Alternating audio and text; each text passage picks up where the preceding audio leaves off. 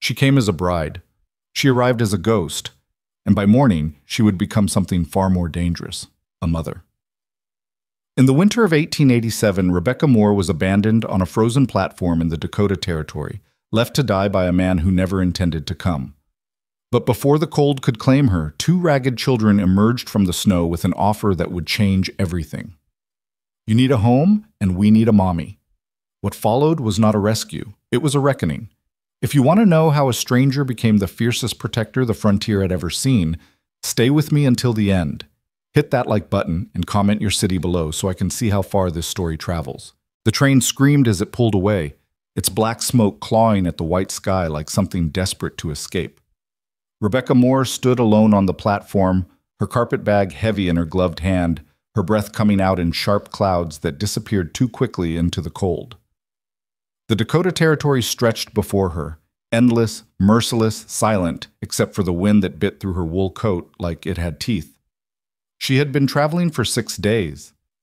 6 days of rattling tracks and stale bread, and the weight of every mile putting distance between her and the life she'd left behind in Philadelphia.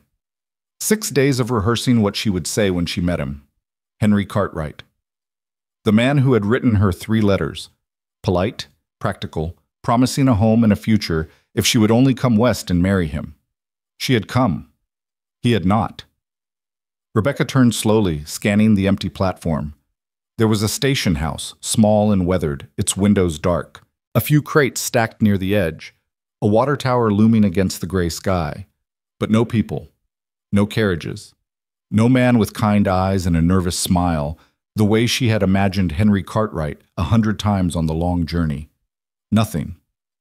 The cold pressed in. She could feel it seeping through her skirts, through the layers of petticoats and flannel, finding the skin beneath. Her fingers were already numb inside her gloves. The sun was low, a pale disk behind the clouds, and she knew without asking that nightfall was close. She walked toward the station house, her boots slipping on the ice-slick boards. The door was unlocked. Inside it was darker and somehow colder, as if the building itself had given up on warmth. There was a stove in the corner, unlit, a bench against the wall, a window that looked out onto nothing. Rebecca set down her carpetbag and stood in the center of the room, listening. Somewhere in the distance a dog barked. The wind rattled the glass, heat, but there were no footsteps, no voices. No one coming to explain why she had been left here. She thought of the letters.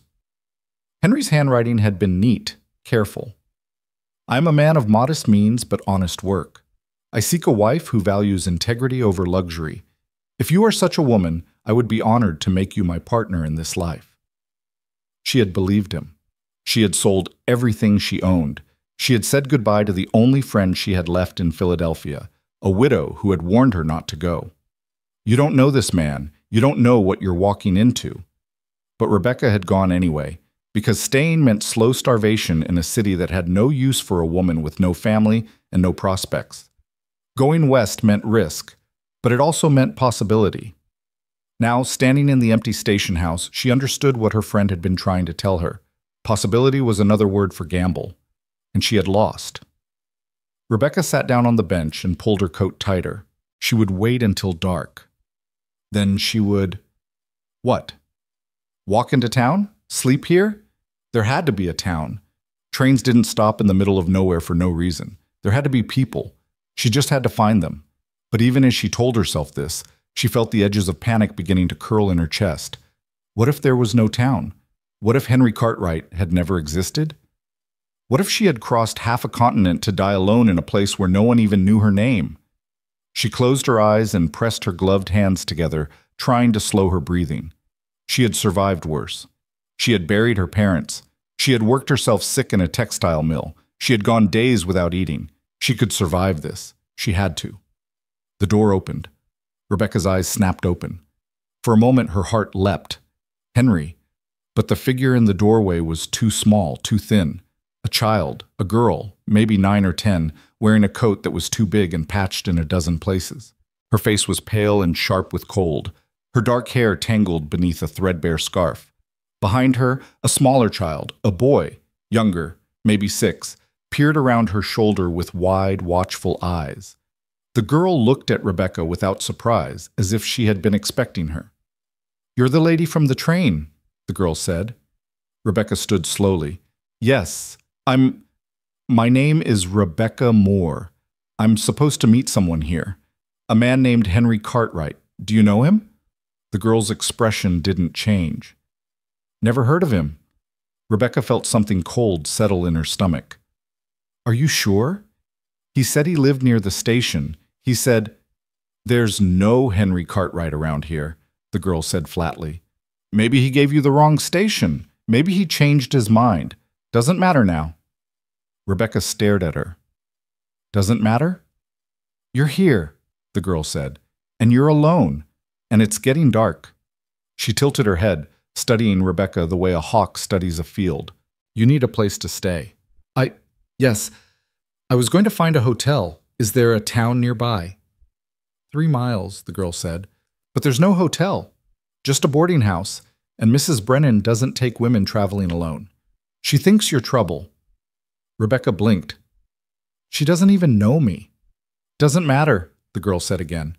She stepped fully into the station house, and the little boy followed, his small hand gripping the back of her coat.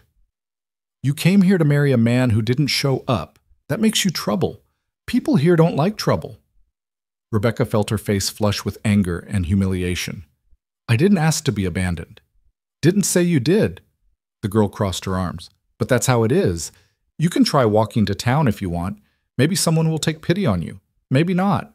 Or—" She paused, and for the first time something shifted in her expression, something sharp and calculating. "Or you can come with us." Rebecca stared at her.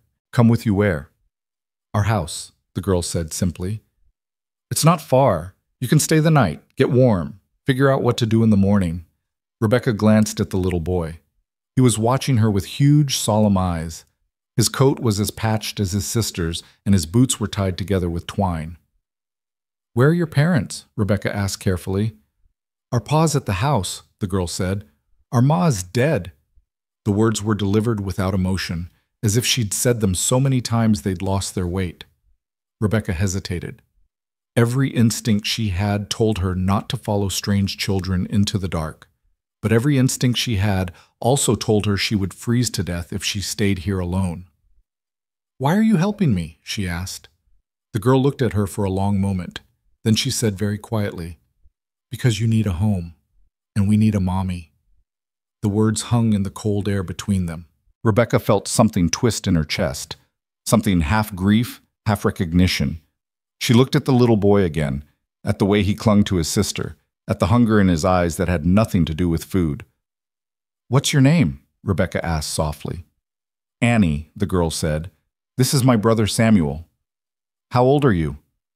10. Samuel's 6. Rebecca crouched down so she was eye level with Samuel. He didn't move, didn't smile, just watched her with that same unblinking stare. "Samuel," she said gently, "do you want me to come with you?" He nodded once, very small. Rebecca looked up at Annie. "And your father? Does he know you're here?" "He knows we were coming to the station," Annie said. "He doesn't know we were coming for you." She paused. "But he won't turn you away. He's not like that." Rebecca stood. She thought of the 3 miles to town, the cold, the boarding house that wouldn't take her, the night that was falling like a curtain. "All right," she said quietly. "I'll come." Annie's expression didn't change, but Rebecca saw something flicker in her eyes. Relief, maybe. Or victory. "Get your bag," Annie said, "and stay close. It's easy to get lost in the dark." They walked in silence. The snow was deep and uneven, and Rebecca struggled to keep up. Annie moved with the confidence of someone who knew every rise and hollow, every buried stone. Samuel stayed close to his sister, his small legs working hard to match her pace. The wind grew sharper, the sky darkened from gray to black. Rebecca's face burned with cold, and her feet were numb inside her boots. She kept her eyes on Annie's back, focusing on the patched coat, the thin shoulders, the determination in every step. After what felt like an hour, but was probably less, Annie stopped. "There," she said, pointing. Rebecca looked up. Through the swirling snow, she could make out the shape of a house, low, rough-built, surrounded by dark shapes that might have been trees or outbuildings. A single light burned in one window, weak and flickering. "That's home," Annie said. They walked the last 100 yards in silence. As they approached, Rebecca could see more details. The uneven logs, the patched roof, the narrow porch stacked with firewood. Smoke rose from the chimney, thin and gray. Annie climbed the porch steps and opened the door without knocking. "Pa," she called, "we brought someone." Rebecca stepped inside, and the warmth hit her like a wall. The house was small. One room with a loft above, a stove in the corner throwing heat, a table, a few chairs, shelves lined with jars and tools. Everything was worn but clean, functional without being welcoming. A man stood by the stove, a ladle in his hand. He was tall, broad-shouldered, his face shadowed by a beard that needed trimming. His clothes were work-stained, his sleeves rolled to the elbows. He looked at Annie, then at Samuel, then at Rebecca. His eyes were blue and very calm. "Who's this?" he asked. "Rebecca Moore," Annie said quickly. "She came on the train. The man she was supposed to meet didn't show up. She has nowhere to go." The man's gaze settled on Rebecca. She felt the weight of it, steady, assessing, giving nothing away. "That true?" he asked her. Rebecca lifted her chin. "Yes." He was quiet for a moment, still watching her. Then he set down the ladle. "Name's Jonah Hale," he said. "These are my children. Annie you've met. That's Samuel. There's another, Eliza. She's asleep in the loft." Rebecca nodded. "Mr. Hale, I apologize for the intrusion. Your daughter said I could stay the night. I'll leave in the morning." Jonah looked at Annie. "You offered her a place to stay." "Yes," Annie said, her voice steady. "Without asking me?"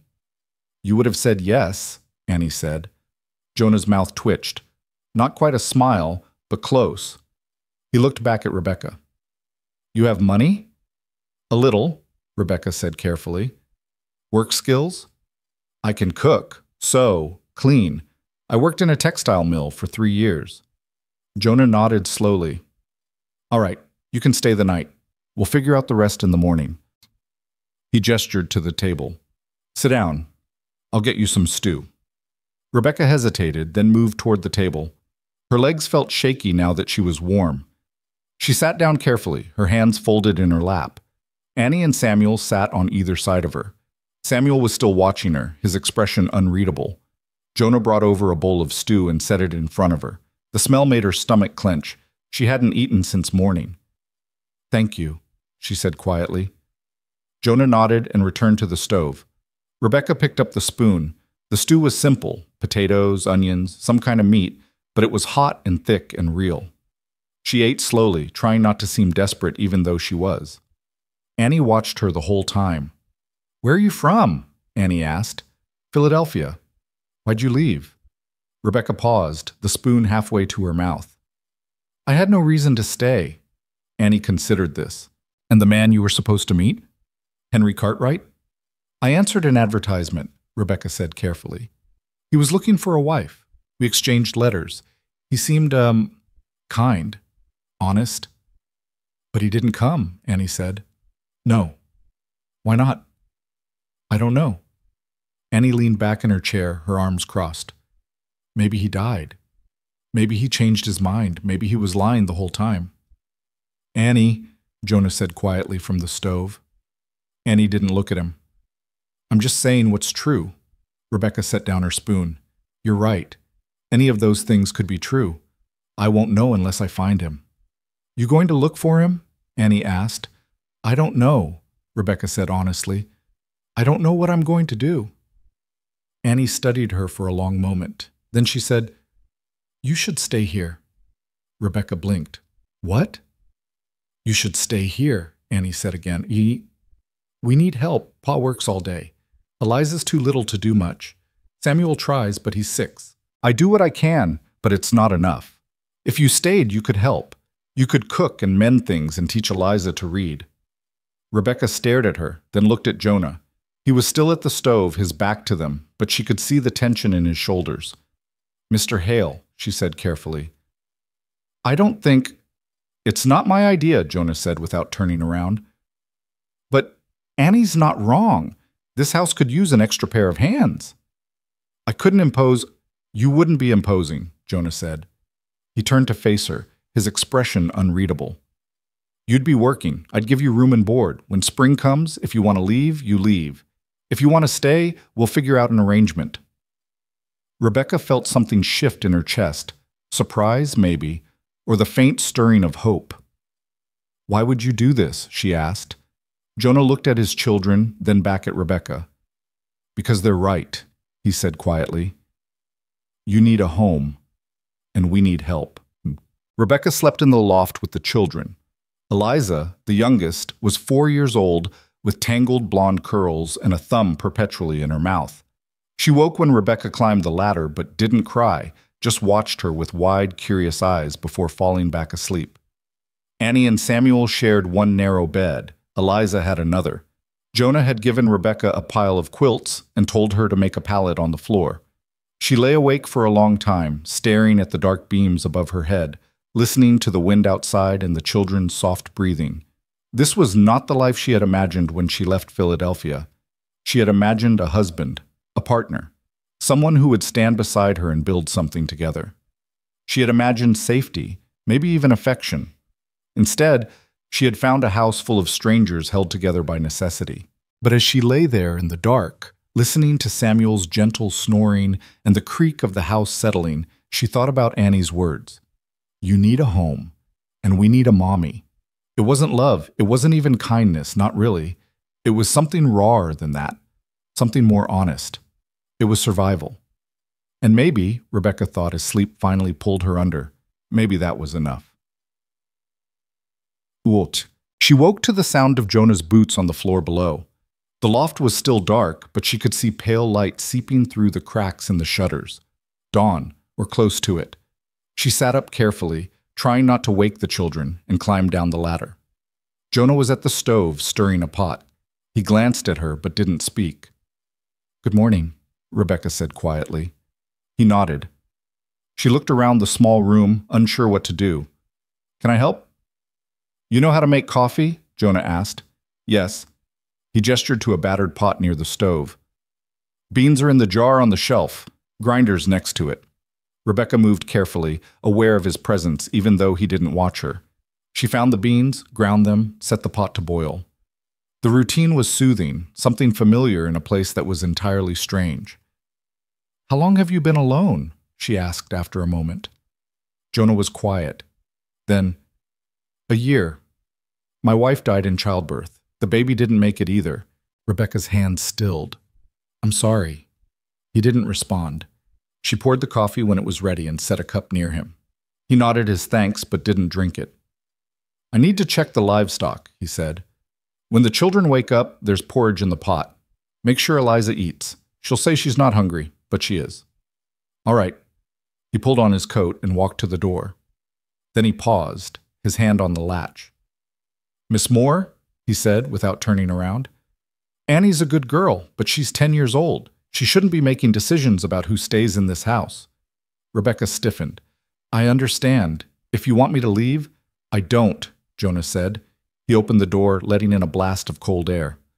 But I need you to understand something. This isn't charity. If you stay, you work, you pull your weight, and you don't make promises to those children you can't keep. Rebecca met his eyes. I wouldn't. He held her gaze for a moment longer. Then he nodded and walked out into the snow. The days fell into rhythm. Rebecca woke before dawn and started the fire. She made coffee for Jonah and porridge for the children. She washed dishes and swept floors and mended clothes by the light of the window. She learned where everything was kept, the flour, the salt, the needles, and thread. She learned the shape of the house, the way the wind found the cracks, the places where the floor creaked. She learned the children. Annie was fierce and stubborn and carried the weight of the household like it was hers alone. She didn't ask for help, didn't complain, didn't cry.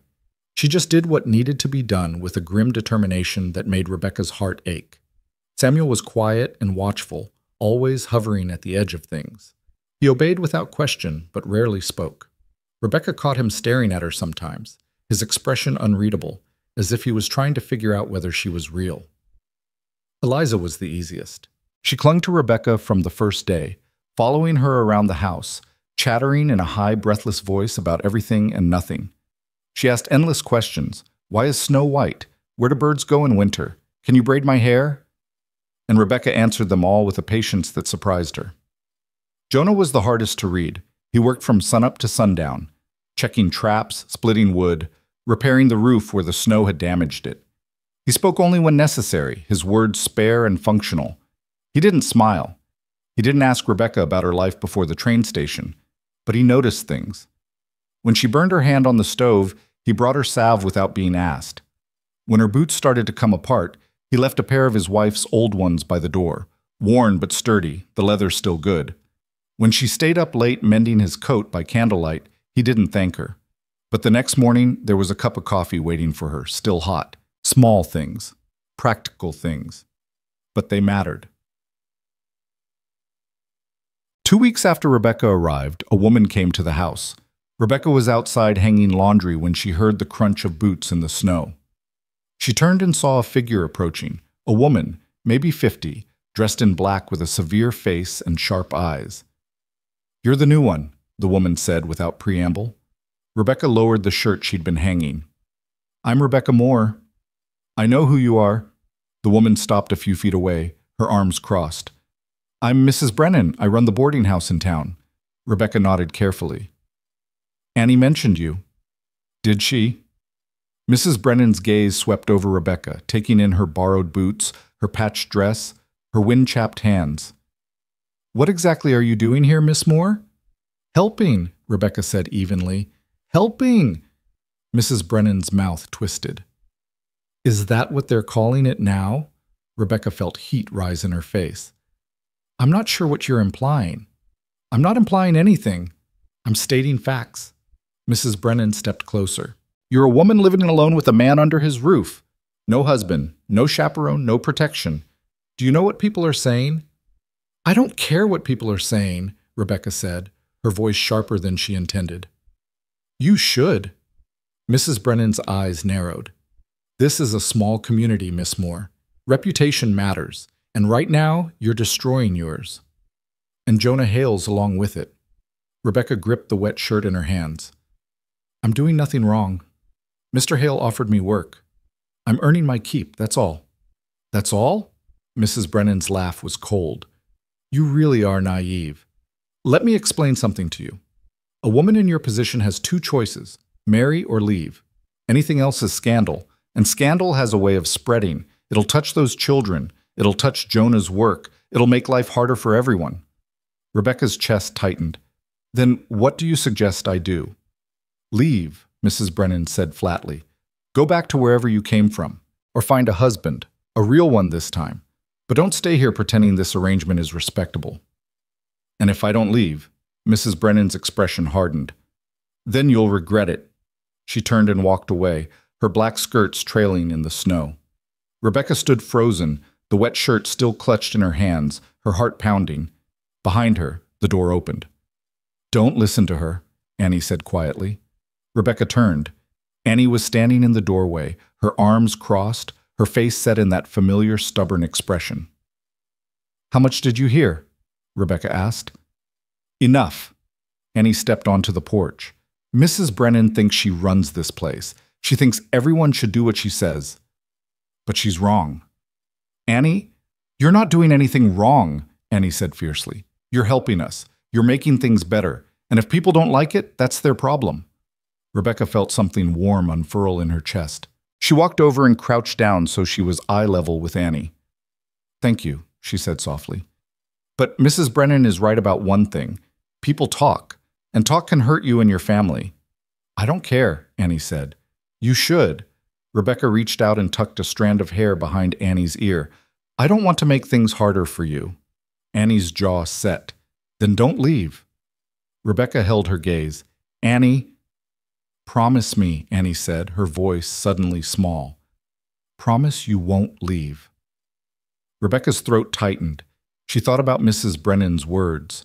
She thought about the scandal that might follow her if she stayed. She thought about the risk she was taking, not just with her own reputation, but with this fragile household she'd stumbled into. But then she thought about Eliza's laugh, Samuel's rare smiles, the way the house felt less cold when she was in it. "I promise," she said quietly, "I won't leave unless you want me to." Annie nodded once, satisfied. Then she turned and went back inside. Rebecca stood slowly, looking out at the white expanse of snow, the dark line of trees in the distance. She had made a promise. Now she had to figure out how to keep it. The scandal grew like ice on a window, slowly at first, then all at once. It started with sideways glances when Rebecca walked to town with Annie to buy flour. Then whispers that stopped when she entered the general store. By the third week, the shopkeeper's wife wouldn't speak to her directly, addressing all her questions to Annie instead, as if Rebecca had become invisible. Rebecca felt the weight of it, but she kept her head high and her face calm. She had survived worse than judgment. She could survive this too. But the children felt it differently. One afternoon, Samuel came home from playing near the creek with a split lip and tear-stained cheeks. He wouldn't say what happened, just shook his head when Rebecca tried to clean the wound. "Samuel," she said gently, holding his chin so she could see his face. "Who did this?" He pulled away from her, his small jaw set in a way that reminded her painfully of Annie. "Samuel, please." "Tommy Brennan," Annie said from the doorway. Her voice was flat, matter-of-fact. "He's Mrs. Brennan's grandson. He said things about Rebecca. Samuel hit him. Tommy hit back." Rebecca's stomach clenched. She looked at Samuel, at the defiance and hurt warring in his young face, and felt something fierce rise in her chest. "What kind of things?" she asked quietly. Annie shrugged, but Rebecca could see the tension in her shoulders. The kind of things people say about women who live in men's houses without being married. Rebecca closed her eyes briefly. When she opened them, Samuel was watching her with an expression that made her heart break. "I'm sorry," she whispered. "I'm so sorry." Samuel didn't answer. He just turned and climbed the ladder to the loft, disappearing into the shadows. That night, when Jonah came in from checking the traps, Rebecca was waiting at the table. The children were asleep upstairs. The house was quiet except for the pop and hiss of the fire. "We need to talk," she said. Jonah set down his rifle and looked at her. His face was tired, lined with cold and work. "About what?" "About what people are saying. About what happened to Samuel today." Jonah was quiet for a moment. Then he pulled off his coat and sat down across from her. "I heard," he said. "Then you know it's my fault." "It's not your fault that people are small-minded." "It's my fault I'm here," Rebecca said, her voice tight. "It's my fault your children are being hurt because of me. I should leave. I should have left weeks ago." Jonah studied her across the table. His eyes were steady, unreadable in the firelight. "Is that what you want?" he asked. "It doesn't matter what I want." "It does to me." Rebecca stared at him. It was the most personal thing he'd said to her since she arrived. "I don't understand," she said quietly. "Why are you letting me stay? Why are you risking your reputation, your children's safety, for someone you barely know?" Jonah leaned back in his chair. For a long moment he was silent, his gaze fixed on something beyond her shoulder. "My wife died a year ago," he said finally. "Before that, she was sick for months. The pregnancy was hard on her. The labor was worse. When it was over, I had 3 children and no idea how to take care of them." He paused. Annie stepped up. She became the mother. She was 9 years old, and she became the mother. Rebecca's throat tightened. "I watched her grow old overnight," Jonah continued, his voice low. "I watched her stop being a child. And I couldn't stop it because I needed her. The house needed her. Samuel and Eliza needed her." He looked at Rebecca directly. "Then you came. And for the first time in a year, I saw Annie act like a 10-year-old girl. I saw her laugh. I saw her let someone else carry the weight." Rebecca felt tears prick her eyes. "Jonah, you asked why I'm letting you stay," he said. "That's why. Because my children need you. And maybe," he hesitated, "maybe I need you too." The words hung in the air between them, raw and unguarded. Rebecca wiped at her eyes with the back of her hand. "The town won't accept this. Mrs. Brennan will make sure of it." "Then we'll deal with the town," Jonah said simply. How?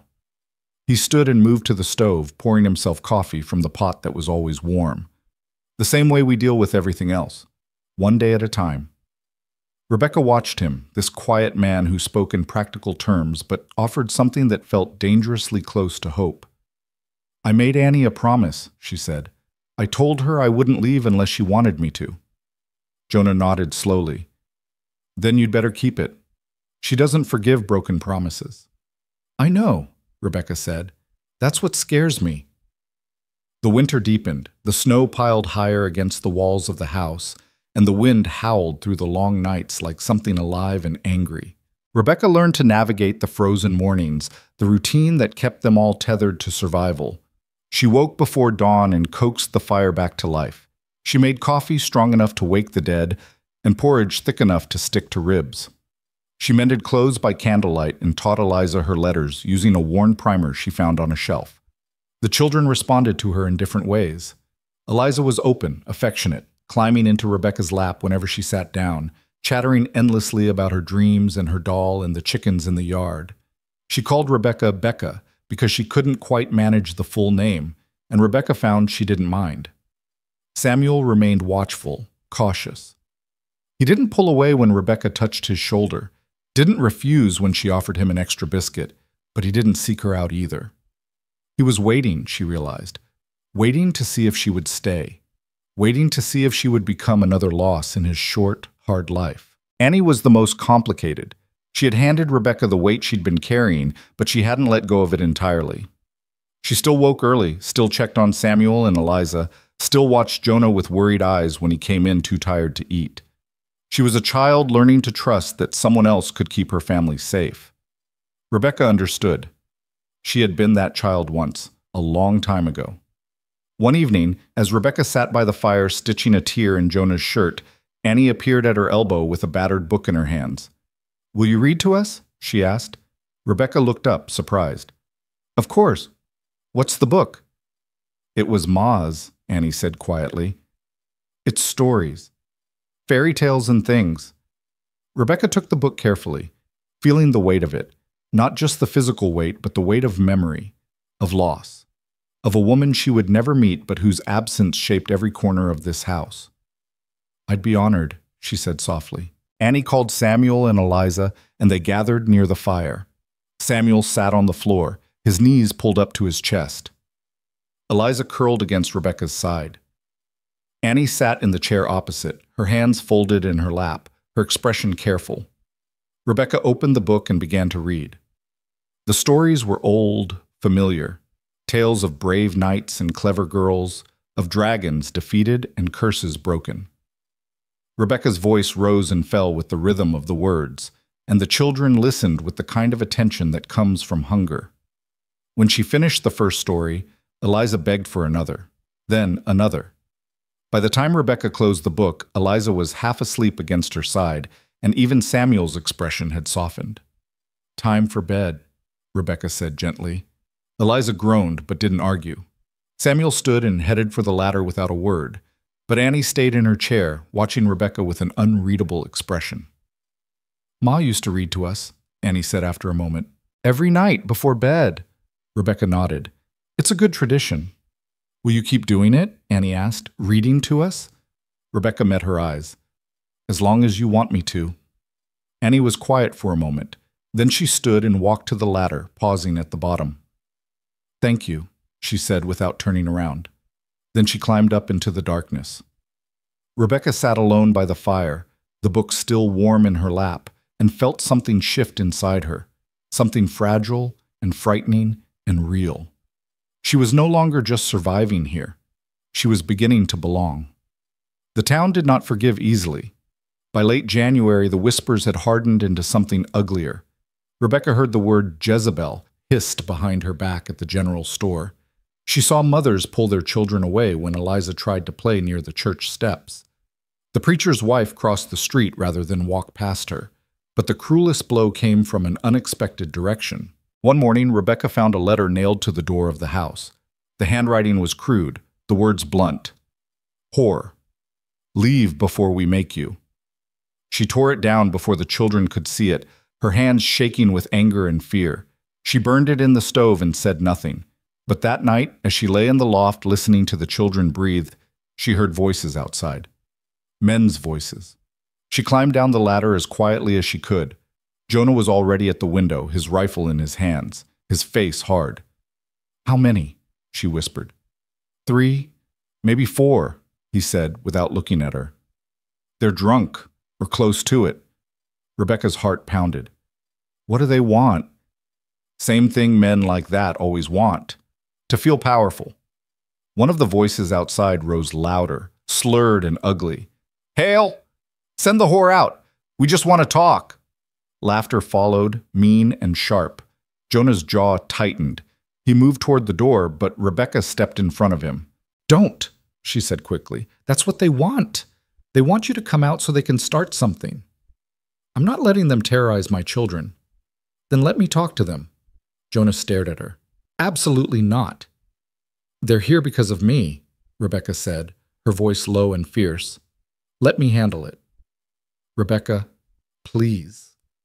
Above them, they heard a small sound. Samuel had come to the edge of the loft, his face pale in the shadows. Jonah looked at his son, then back at Rebecca. His expression was torn between fury and helplessness. "Stay behind me," he said finally. "And if anything happens, you run back inside. Understand?" Rebecca nodded. Jonah opened the door. The cold hit them like a fist. 4 men stood in the yard, their faces ruddy with cold and drink. Rebecca recognized one of them, Tommy Brennan's father, the same man who had watched her with hostile eyes at the general store. "Hale," Brennan said, his voice thick. "We're here to talk sense into you." "Talk's free," Jonah said evenly. "Say your piece and go." "We don't like what's happening here," Brennan said. "You bringing in some city woman, letting her live under your roof like she's your wife. She's my employee," Jonah interrupted. "And what happens in my house is my business." "It becomes our business when it affects the town," another man said. Rebecca didn't recognize him. "When our kids have to see your kids and wonder what kind of house they're coming from."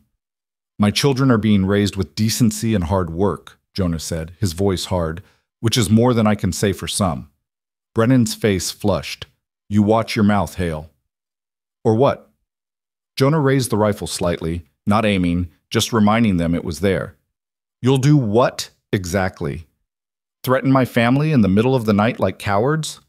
"We're not cowards," Brennan snarled. "We're concerned citizens, and we're telling you that woman needs to go, one way or another." "What?" Rebecca felt ice slide down her spine, but she stepped forward, moving past Jonah before he could stop her. "I'll make you a deal," she said, her voice steady despite the fear hammering in her chest. The men stared at her. "Rebecca," Jonah started. She ignored him, keeping her eyes on Brennan. "You want me gone. I understand that. But I'm not leaving because you show up drunk in the middle of the night making threats." "Then why would you leave?" Brennan asked with a sneer. "I'll leave when I'm ready," Rebecca said, "and not a moment before. Until then, you stay away from this house. You stay away from these children. And if I hear that anyone has harmed Samuel or Annie or Eliza because of me, I will make it my life's work to make sure everyone in this territory knows what kind of men you are, the kind who terrorize children and widowers in the dark." Brennan's sneer faltered. "You threatening us?" "I'm promising you," Rebecca said quietly. "Stay away from this family, or I will make you regret it." For a moment, no one moved. The wind howled. The men shifted, uncertain. Then Brennan spat in the snow. "You're not worth the trouble," he muttered. He turned to the others. "Come on, let's go." They left, stumbling through the snow, their voices fading into the dark. Rebecca stood frozen on the porch, her whole body shaking now that the danger had passed. Jonah lowered the rifle slowly. He looked at her with an expression she couldn't quite read. "You're either very brave or very foolish," he said finally. "Probably both," Rebecca whispered. He almost smiled. Then he put a hand on her shoulder, brief, solid, real. "Come inside," he said gently, "before you freeze." They went back into the house. Samuel was still at the edge of the loft, watching. "It's all right," Rebecca called up to him. "They're gone." Samuel didn't move. Rebecca climbed the ladder and sat beside him in the dark. "Are they going to hurt us?" he asked in a very small voice. No, Rebecca said firmly. I won't let them. How can you stop them? Rebecca was quiet for a moment, thinking. Then she said, Do you know what makes people cruel, Samuel? He shook his head. Fear, she said. They're afraid that the world is changing in ways they don't understand. And when people are afraid, they lash out. But fear only has power if you let it. She touched his hair gently. I'm not afraid of them, and neither should you be. Samuel leaned against her just slightly. It was the first time he'd sought comfort from her. I'm glad you're here, he whispered. Rebecca's throat tightened. She put her arm around his thin shoulders. Me too, she said softly. Me too. The days grew longer as February crept in, though the cold showed no signs of releasing its grip. Rebecca fell deeper into the rhythms of the household, learning things she hadn't known she needed to know. How to keep the butter from freezing, how to stretch a chicken to feed 5 people for 3 days, how to tell when Jonah's silences meant worry and when they simply meant exhaustion. She learned to read the land too, the way the sky looked before a storm, the quality of the wind that meant the temperature would drop dangerously. She learned which paths were safe to walk and which would lead to snowdrifts that could swallow a person whole. And slowly, carefully, she learned the shape of grief that lived in this house. It was in the way Annie set the table for 6 before catching herself and removing the extra plate. It was in the way Samuel sometimes called out "Ma" when he hurt himself, then went quiet with confusion and loss. It was in the way Eliza asked questions about her mother that no one wanted to answer. What was her favorite color? Did she like to sing? Did she love me? Jonah carried his grief differently. He never spoke of his wife directly, never lingered on memories. But Rebecca saw it in the way he avoided certain corners of the house, certain objects, a shawl hanging on a peg, a pair of worn slippers near the door. One evening, Rebecca found herself standing in front of those slippers, staring at them. They were small, practical, the leather cracked and soft with use. They had belonged to a woman who had walked this floor, raised these children, loved this man, a woman whose absence was a presence in every room. Rebecca bent down and picked them up carefully. They were lighter than she expected. Those were hers, Annie said behind her. Rebecca turned. Annie was watching from the doorway, her expression guarded. I know, Rebecca said quietly. I don't know what I was doing. Annie crossed the room and took the slippers from Rebecca's hands. She held them for a moment, running her thumb over the worn leather. Pa can't throw them away, Annie said. He's tried, 3 times, but he always takes them out of the fire before they burn.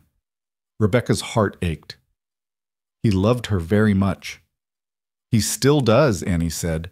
She looked up at Rebecca, her eyes sharp. You know you're not replacing her, right? You could never replace her. Rebecca nodded. I know, I wouldn't try. Good. Annie set the slippers back by the door, positioning them exactly where they'd been. But you can still be here. You can still be something, just not her. What do you want me to be? Rebecca asked gently. Annie considered this for a long moment. Then she said, I want you to be someone who stays. It was the simplest and most complicated answer she could have given. I'm trying, Rebecca said. I know, Annie said, then softer. Thank you. The storms came in waves through February, each one more vicious than the last. Rebecca learned to read the signs, the particular quality of light before the sky opened, the way the animals grew restless. She learned to prepare, to make sure the wood was stacked near the door, the water drawn before it could freeze solid, the children dressed in layers that would keep them warm even if the fire died. But she also learned that preparation could only go so far. The blizzard hit on a Tuesday, sudden and savage. One moment the sky was gray and sullen, the next it was white with snow so thick Rebecca couldn't see the barn from the house. Jonah came in from checking the animals covered in ice, his face grim. We need to stay inside, he said, stamping snow from his boots. No one goes out for any reason. Understand? The children nodded. Even Eliza seemed to sense the danger, staying close to Rebecca's side. They spent the day huddled near the stove, playing quiet games and telling stories. Rebecca read from the book of fairy tales until her voice went hoarse. Annie helped her make bread. Samuel carved small animals from scraps of wood, while Eliza watched in fascination. But as the day wore into night, the temperature dropped. Even with the fire roaring, Rebecca could see her breath in the far corners of the room. "We need more wood," Jonah said quietly to Rebecca as the children prepared for bed. "I'll help you bring it in." "No, I'll go alone. It's faster." "Jonah." "Rebecca." He looked at her steadily. "If something happens to me, you'll need to take care of them. That's more important than fetching wood." She wanted to argue, but she knew he was right. So she nodded and watched him pull on his heaviest coat, wrap his face against the cold, and step out into the howling white. He was gone for what felt like hours, but was probably only minutes. When he came back, he was carrying an armload of wood and moving stiffly. "Are you all right?" Rebecca asked as he stacked the wood near the stove. "Fine," he said shortly, but she could see the way he favored his left side, the tightness around his mouth that meant pain. Later, after the children were asleep, she confronted him. "You're hurt." "It's nothing." "Show me." Jonah sighed but pulled up his shirt. Rebecca saw the bruise spreading across his ribs, dark purple and angry. "What happened?" "Slipped on the ice, hit the side of the barn." Rebecca pressed her fingers gently against the bruise, feeling for breaks. Jonah winced but didn't pull away. "I don't think anything's broken," she said finally, "but you need to rest it." "Can't rest. Too much work." "Then let me do more." Jonah looked at her in the firelight. "You're already doing everything." "Not everything," Rebecca said. "Let me help you, Jonah, please." He was quiet for a long moment. Then he nodded, just once. It was the closest thing to vulnerability she'd seen from him. The next morning, Rebecca took over the outdoor chores. Jonah protested, but she was firm. She bundled herself in every warm thing she could find and went out into the bitter cold to feed the animals, check the traps, split wood. Her hands blistered. Her muscles screamed. The cold burned her lungs with every breath. But she didn't stop, because this was what staying meant. This was what it meant to be part of something larger than herself. When she came back inside hours later, exhausted and shaking with cold, Jonah was waiting with hot coffee and a blanket. He wrapped it around her shoulders without a word, his hands gentle. "Thank you," he said quietly. Rebecca looked up at him. His face was tired, lined with pain and work, and something that might have been gratitude. "We take care of each other," she said. "That's how this works." He nodded slowly. Then he did something unexpected. He smiled. Just a small one, barely there, but real. And Rebecca felt something warm unfurl in her chest, something dangerous and hopeful and absolutely terrifying. She was falling in love with this broken household, with these wounded children, with this quiet man who had never promised her anything but still gave her everything. And she knew, with absolute certainty, that there was no going back now. She had made her choice. She would stay. The warmth between them grew in the quiet spaces, in gestures too small for words. Jonah's hand steadying her elbow when she slipped on ice. Rebecca's fingers smoothing the collar of his shirt before he went out into the cold. The way their eyes met across the table during meals, holding for just a moment longer than necessary before one of them looked away. The children noticed. "Are you going to marry Pa?" Eliza asked one morning while Rebecca braided her hair. Rebecca's hands stilled. "What makes you ask that?" "Annie says you might. She says that's what happens when a lady lives with a man who's not her husband." Rebecca glanced at Annie, who was kneading bread at the table with studied concentration, her ears clearly attuned to every word. "Your pa and I haven't discussed marriage," Rebecca said carefully, resuming the braid. "I'm here to help, that's all." "But do you want to marry him?" Eliza persisted. Rebecca tied off the braid with a ribbon. "That's not a question for little girls to worry about." "I'm not worried," Eliza said, turning to look up at Rebecca with serious eyes. "I think you should marry him. Then you'd be our real mother. Then you couldn't leave." The words landed like stones in still water, sending ripples through everything Rebecca thought she understood about her place here. "Eliza," Annie said sharply from the table, "leave her alone." But Eliza wasn't finished. "Don't you want to stay forever?" Rebecca cupped the child's face gently. "I want to stay as long as you'll have me. Marriage or no marriage. Promise?" "I promise." Eliza threw her arms around Rebecca's neck, squeezing tight. Over the child's shoulder, Rebecca met Annie's eyes. The older girl was watching with an expression that was equal parts hope and fear, as if she wanted desperately to believe but knew better than to trust. Rebecca understood. She felt the same way. By early March, the worst of winter should have been behind them, but the Dakota Territory had other plans. The cold lingered like a guest who'd overstayed their welcome, and the snow showed no signs of retreat. Jonah grew quieter as the weeks dragged on, his worry manifesting in the way he checked and rechecked supplies, counted and recounted the food stores. "We're running low," he admitted to Rebecca one evening after the children were asleep.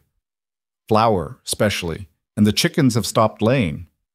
How long can we stretch what we have?" 3 weeks, maybe 4 if we're careful." He rubbed his face tiredly. "I need to go to town, get supplies before the next storm hits." "I'll come with you." Jonah shook his head. "You need to stay with the children. Annie can watch them for a few hours." "Rebecca, you need someone to help carry supplies," she said firmly, "and you're still favoring those ribs. Don't think I haven't noticed." Jonah looked at her for a long moment. Then he sighed. "All right, but we go early and come back fast. I don't like leaving them alone." They set out at dawn 2 days later, the wagon creaking through snow-packed ruts. The cold was savage, biting through every layer of clothing. Rebecca kept her face wrapped in a scarf, her hands buried in a moth-eaten muff that had belonged to Jonah's wife. The town was quiet when they arrived, smoke rising from chimneys and thin gray columns. A few people moved along the main street, bundled and hurried. Rebecca felt their stares as Jonah helped her down from the wagon, felt the weight of judgment and speculation. She kept her head high and followed him into the general store. The shopkeeper's wife was behind the counter, and her expression soured the moment she saw Rebecca.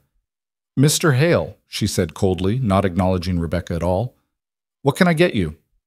Jonah rattled off his list: flour, sugar, coffee, salt. The woman gathered the items with mechanical efficiency, her mouth pressed in a thin line of disapproval. When Jonah reached for his wallet, the woman named a price that made Rebecca's eyes widen. It was nearly double what these supplies should cost. "That's highway robbery," Rebecca said before she could stop herself. The woman's eyes snapped to her. "Prices have gone up, supply and demand."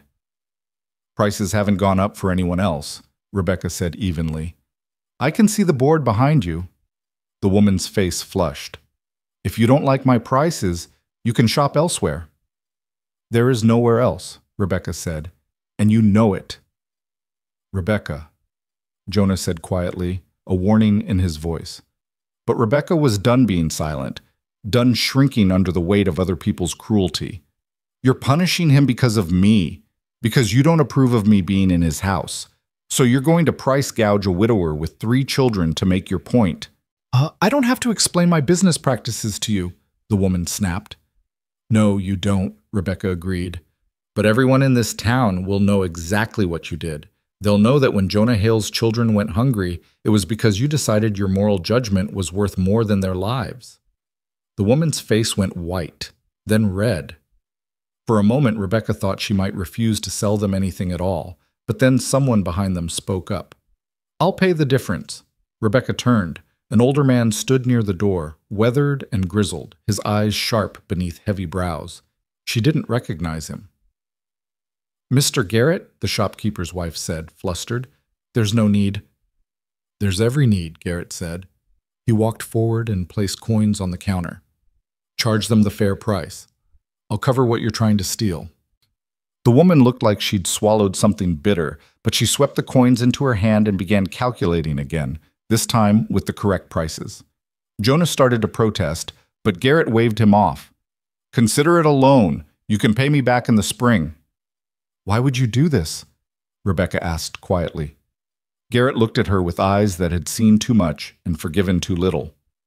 "Because I knew Jonah's wife. Sarah was a good woman, and she'd be ashamed to see how this town has treated the woman helping raise her children." He nodded to Jonah. "Get your supplies and go home. Storm's coming." They loaded the wagon quickly, neither of them speaking. But as Jonah helped Rebecca back onto the seat, she felt his hand squeeze hers briefly, gratitude and something more. They were halfway home when the sky began to darken. It happened fast, the way it always did out here. One moment the clouds were distant and gray. The next, they were pressing down like a ceiling about to collapse. The wind picked up, sharp and vicious, carrying snow that felt like needles against exposed skin. "We need to move," Jonah said, snapping the reins. The horses picked up their pace, but the storm was faster.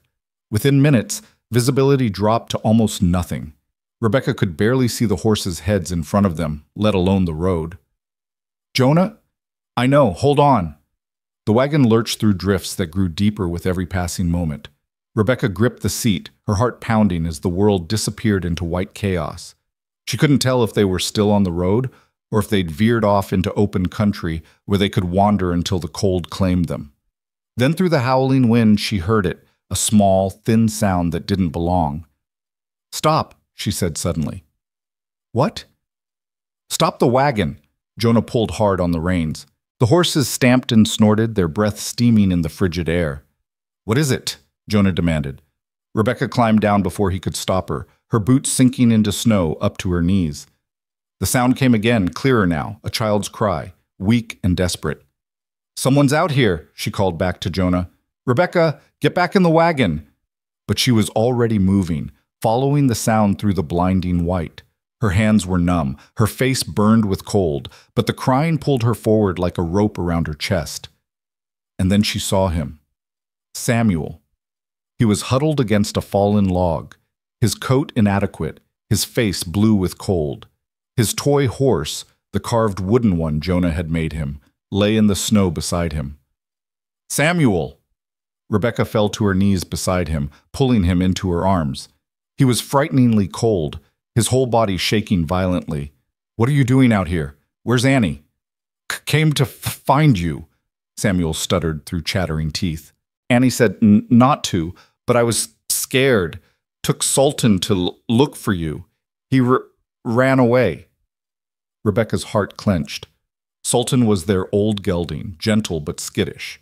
If he'd thrown Samuel and run off, the boy would have been stranded with no way home. "How long have you been out here?" Don't know. Long time." Jonah appeared through the snow, his face stricken.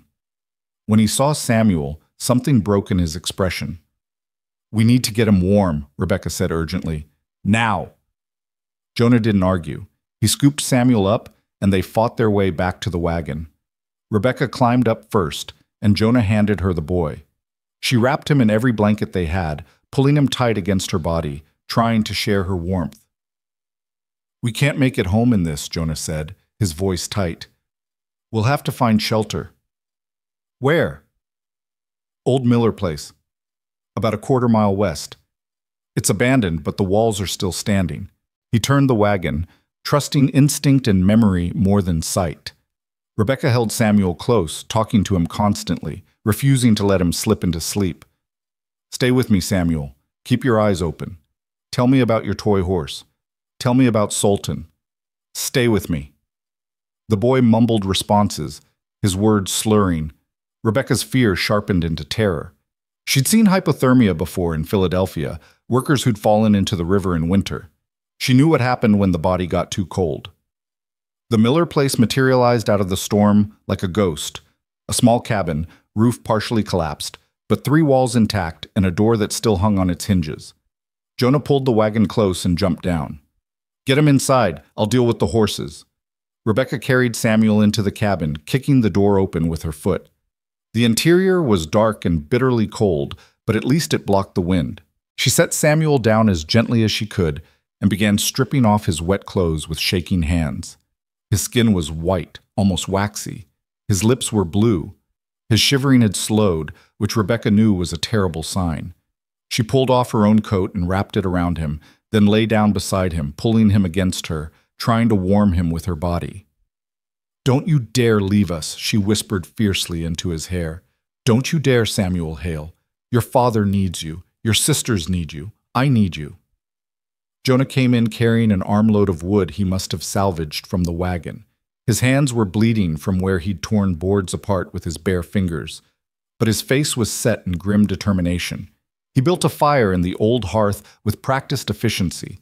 The wood was damp and reluctant, but eventually it caught, throwing weak but precious warmth into the frozen space. "How is he?" Jonah asked, crouching beside them. "Cold. too cold. Rebecca's voice cracked. Jonah, I don't know if... He'll be all right, Jonah said firmly, but Rebecca could see the fear in his eyes, the way his hands trembled as he touched his son's face. He has to be. They worked together through the long afternoon, feeding the fire, taking turns holding Samuel, rubbing his limbs to restore circulation. Slowly, painfully slowly, color began to return to the boy's face. His shivering increased again, which Rebecca knew was a good sign. His eyes opened, confused and frightened. Pa? He whispered. Jonah's face crumpled with relief. He gathered Samuel into his arms, holding him so tightly Rebecca thought he might never let go. I'm here, Jonah said, his voice rough.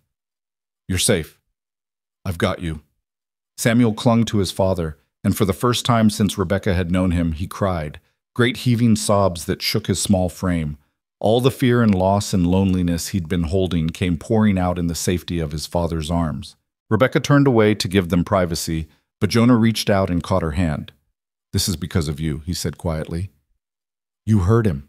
You found him. You saved his life. Rebecca shook her head, unable to speak past the tightness in her throat. I mean it, Jonah said. His eyes were wet, his face raw with emotion.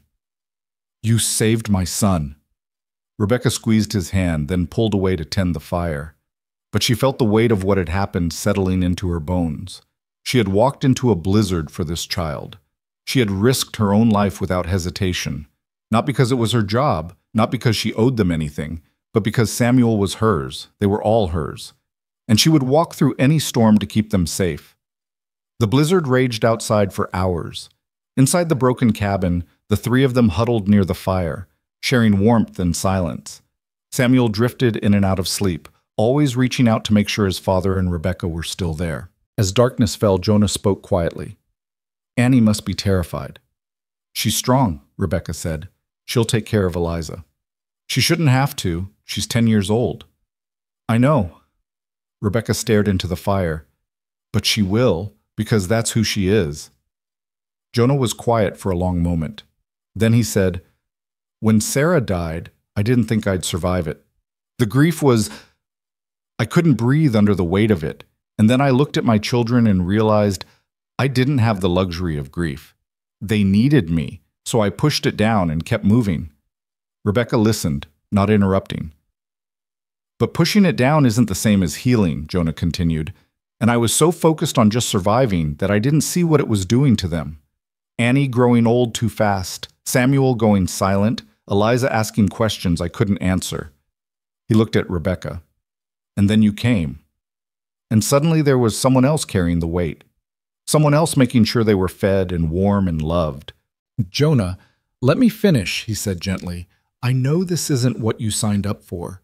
I know you came here expecting something different, but you stayed anyway. You stayed when the town turned against you. You stayed when it would have been easier to leave. And today you walked into a storm to save my son. His voice broke slightly. How do I thank you for that? Rebecca felt tears slip down her cheeks. You don't need to thank me. I didn't do it for gratitude. Why did you do it? She looked at him across the firelight, at this man who had given her shelter when she had nowhere else to go, who had trusted her with his children, who had defended her when the world called her names she didn't deserve. Because I love them, she said simply. I love all of you. The words hung in the air between them, too honest to take back. Jonah stared at her, his expression unreadable. Then he set Samuel down carefully, making sure the boy was wrapped in blankets, and moved closer to Rebecca. Say that again, he said quietly. I love them, Rebecca whispered. I love your children. I love this broken household. I love... She stopped, unable to finish. Say it, Jonah said, his hand coming up to cup her face. His palm was rough, calloused from work, but his touch was infinitely gentle. I love you, Rebecca breathed. Heaven help me. I love you. Jonah closed his eyes briefly, as if absorbing a blow. When he opened them again, they were bright with unshed tears. I love my wife, he said. I loved her with everything I had. And when she died, I thought that was it. I thought I'd never feel that way again. Rebecca's heart cracked. I know, I'm not trying to replace her. But you're not her, Jonah continued, his thumb brushing away her tears. You're different. Fierce where she was gentle. Stubborn where she was patient. You fight for what you love instead of surrendering to it. He leaned his forehead against hers. And somehow, without meaning to, I fell in love with you anyway. Rebecca couldn't breathe. Jonah, I'm not good with words, he said. I'm not romantic. I can't promise you an easy life or comfort or anything except hard work and harsh winters, but I can promise you this. If you stay, I will spend every day making sure you never regret it. I will defend you against anyone who speaks ill of you. I will stand beside you through whatever comes, and I will love you with everything I have left to give. Rebecca's hands came up to grip his shirt, anchoring herself to him. That's all I've ever wanted. He kissed her then, soft and careful, as if she might break. But Rebecca kissed him back with everything she'd been holding inside, all the loneliness and fear and desperate hope that had brought her to this moment. When they finally pulled apart, Samuel was watching them with sleepy, satisfied eyes. Does this mean you're staying? He asked. Rebecca laughed through her tears. Yes, I'm staying. Forever? She looked at Jonah, at the promise in his eyes, then back at Samuel. Forever. Samuel smiled, really smiled, for the first time since she'd known him, and closed his eyes again, finally at peace. The storm raged through the night, but inside the broken cabin, they were warm. When dawn came, the world was white and silent, transformed by snow into something almost beautiful. They made their way home slowly, Samuel bundled between them in the wagon, too precious to risk. Annie and Eliza burst out of the house when they heard the wagon, their faces streaked with tears and relief. Annie threw herself at Samuel, then at Rebecca, then at her father, scolding and crying and holding on tight all at once. Don't ever do that again, she said fiercely to Samuel. Don't ever scare me like that. I won't, Samuel promised, his voice small but steady. I'm sorry. Eliza climbed into Rebecca's arms and wouldn't let go, even when they went inside. Rebecca carried her to the fire and sat down, feeling the weight of the child settle against her like a benediction. This was home. Not the building, not the place, but these people who had claimed her as their own. Jonah met her eyes across the room, and in that look was everything they'd said and everything they hadn't, promises and possibilities, and the fierce determination to protect what they'd built. The storm had tested them, and they had survived, together. The days after the storm carried a different quality, as if the near loss of Samuel had shifted something fundamental in the household. The children moved closer to Rebecca, their touches more frequent, their trust more complete. Eliza refused to sleep unless Rebecca tucked her in. Samuel sought her out with questions he'd never asked before. Small things, curious things. The questions of a child who decided it was safe to be a child again. Annie was the most changed. She still woke early and helped with chores, but there was a lightness in her now, as if someone had lifted a weight she'd been carrying too long. She laughed more. She played with her siblings instead of just watching over them. And sometimes, when she thought no one was looking, Rebecca caught her staring with an expression that was equal parts gratitude and wonder. But the change in the household didn't go unnoticed by the town. 3 days after they returned from the storm, a wagon appeared in the yard. Rebecca was outside splitting kindling when she saw it. A fine carriage, too fine for these parts, pulled by matching horses that gleamed with good feed and regular grooming. The man who stepped down wore a coat that cost more than most families earned in a year. His face was smooth and well-fed, his eyes sharp with the kind of intelligence that came from always getting what he wanted. Rebecca set down the axe carefully and wiped her hands on her apron. "Can I help you?" she called. The man's gaze swept over her, assessing, dismissing, calculating. "I'm here to see Jonah Hale. He's checking traps, should be back within the hour." "Then I'll wait." The man started toward the house without invitation. Rebecca moved to block his path. "I didn't catch your name." He stopped, his eyebrows rising slightly at her audacity. "Lawrence Ashford. I own the land office in town and half the property in this county." He looked at her more carefully now. "You must be the woman everyone's talking about." "I'm Rebecca Moore," she said evenly, "and if you want to wait for Mr. Hale, you'll wait out here." Ashford's mouth curved in something that wasn't quite a smile. "Protective of your employer, are you?" "Protective of his children," Rebecca corrected. "They don't need strangers walking into their home uninvited." How admirable. Ashford's tone made the word sound like an insult. Very well. I'll wait in my carriage, but tell Hale the moment he returns that Lawrence Ashford is here on business. Important business. He climbed back into his carriage, and Rebecca returned to her work, though she kept one eye on the vehicle. Something about the man set her teeth on edge. The casual arrogance, the way he'd looked at her like she was something to be managed or removed. When Jonah appeared 20 minutes later, Rebecca met him at the edge of the yard. "There's a man here to see you," she said quietly. "Lawrence Ashford. Says he owns the land office." Jonah's expression went carefully blank. "What does he want?" "Didn't say, but I don't like him." "Neither do I." Jonah handed her his rifle. "Keep this close, and keep the children inside." Rebecca's stomach clenched. "Jonah, what's going on?" "I don't know yet," he said, "but Ashford doesn't make social calls." He walked to the carriage, and Ashford stepped down again, his smile urbane and utterly false. "Hale," he said, extending a hand that Jonah didn't take. "Good to see you. I hope I'm not interrupting." "What do you want, Ashford?" "Straight to business. I appreciate that." Ashford pulled out a leather folder from his carriage. "I'm here about your land claim. There seems to be some confusion about the boundaries." Jonah's jaw tightened. "There's no confusion. My boundaries are registered with the land office." "Yes, well, that's the problem." Ashford opened the folder, pulling out papers covered in official-looking stamps. It appears there was an error in the original filing, a rather significant error, actually. According to these corrected documents, your western boundary is approximately 200 yards east of where you think it is. "That's a lie," Jonah said flatly. "I assure you these documents are entirely legal." Ashford's voice remained pleasant, but his eyes were cold. "The corrected boundary has been filed and registered, which means, I'm afraid, that your barn and approximately half your fields are now technically on land that belongs to—" He paused for effect. "Me." Rebecca's hands tightened on the rifle. She saw the trap now, saw the careful malice in it. "You're trying to steal his land," she said. Ashford looked at her with mild surprise, as if he'd forgotten she was there. "I'm correcting a filing error, Miss Moore. Entirely legal, I assure you." "When was this error corrected?" Jonah asked, his voice dangerously quiet. "Last month. The paperwork was filed while you were occupied with other matters, while they were fighting to survive winter, while Samuel was lost in the storm, while they were too busy staying alive to notice what was happening in the land office."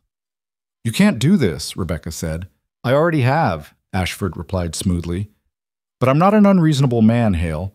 I'm willing to sell you the disputed land, at fair market value, of course." "How much?" Jonah asked. Ashford named a figure that made Rebecca's breath catch. It was more money than they could earn in 5 years, maybe 10. "I don't have that kind of money," Jonah said. "Then I'm afraid we have a problem." Ashford tucked the papers back into his folder. "You see, I've already sold that land to someone else. They'll be taking possession in 30 days, which means you'll need to remove your barn and anything else on the disputed property by then." "The barn is the only shelter for the animals," Rebecca said, her voice rising. "Without it, they'll die. The children need those animals to survive." "Then I suggest you find alternative arrangements," Ashford said. He looked at Jonah. "Of course, there is one other option." "What's that?" "Leave." Ashford said it simply, as if he were suggesting they take a different road to town. "I'm prepared to buy your entire claim, house, remaining land, everything, for a generous price. Enough to relocate somewhere more suitable." "This is my home," Jonah said. "It was your home," Ashford corrected. "Now it's a legal complication. And legal complications tend to get messy, Hale. Court battles, sheriff involvement, public scrutiny." His gaze slid to Rebecca. "And I understand you already have enough scandal attached to your name. Adding a land dispute won't help your situation." Rebecca saw it then, the full picture of what was happening. This wasn't just about land or money. This was about driving them out, about punishing Jonah for defying the town's judgment, about making an example of what happened when you refused to play by their rules. "You're doing this because of me," she said quietly. Ashford shrugged. I'm doing this because it's good business. If there happen to be social benefits as well, that's simply fortunate timing. Jonah took a step forward, and Rebecca saw his hands curl into fists. But before he could speak, the door of the house opened. Annie stood on the porch, Samuel and Eliza behind her. They'd been watching from the window. "Pa?" Annie called, her voice uncertain. Jonah's face transformed, the anger draining away, replaced by something harder and more controlled. He turned back to Ashford. "Get off my land," he said quietly. "Your land?"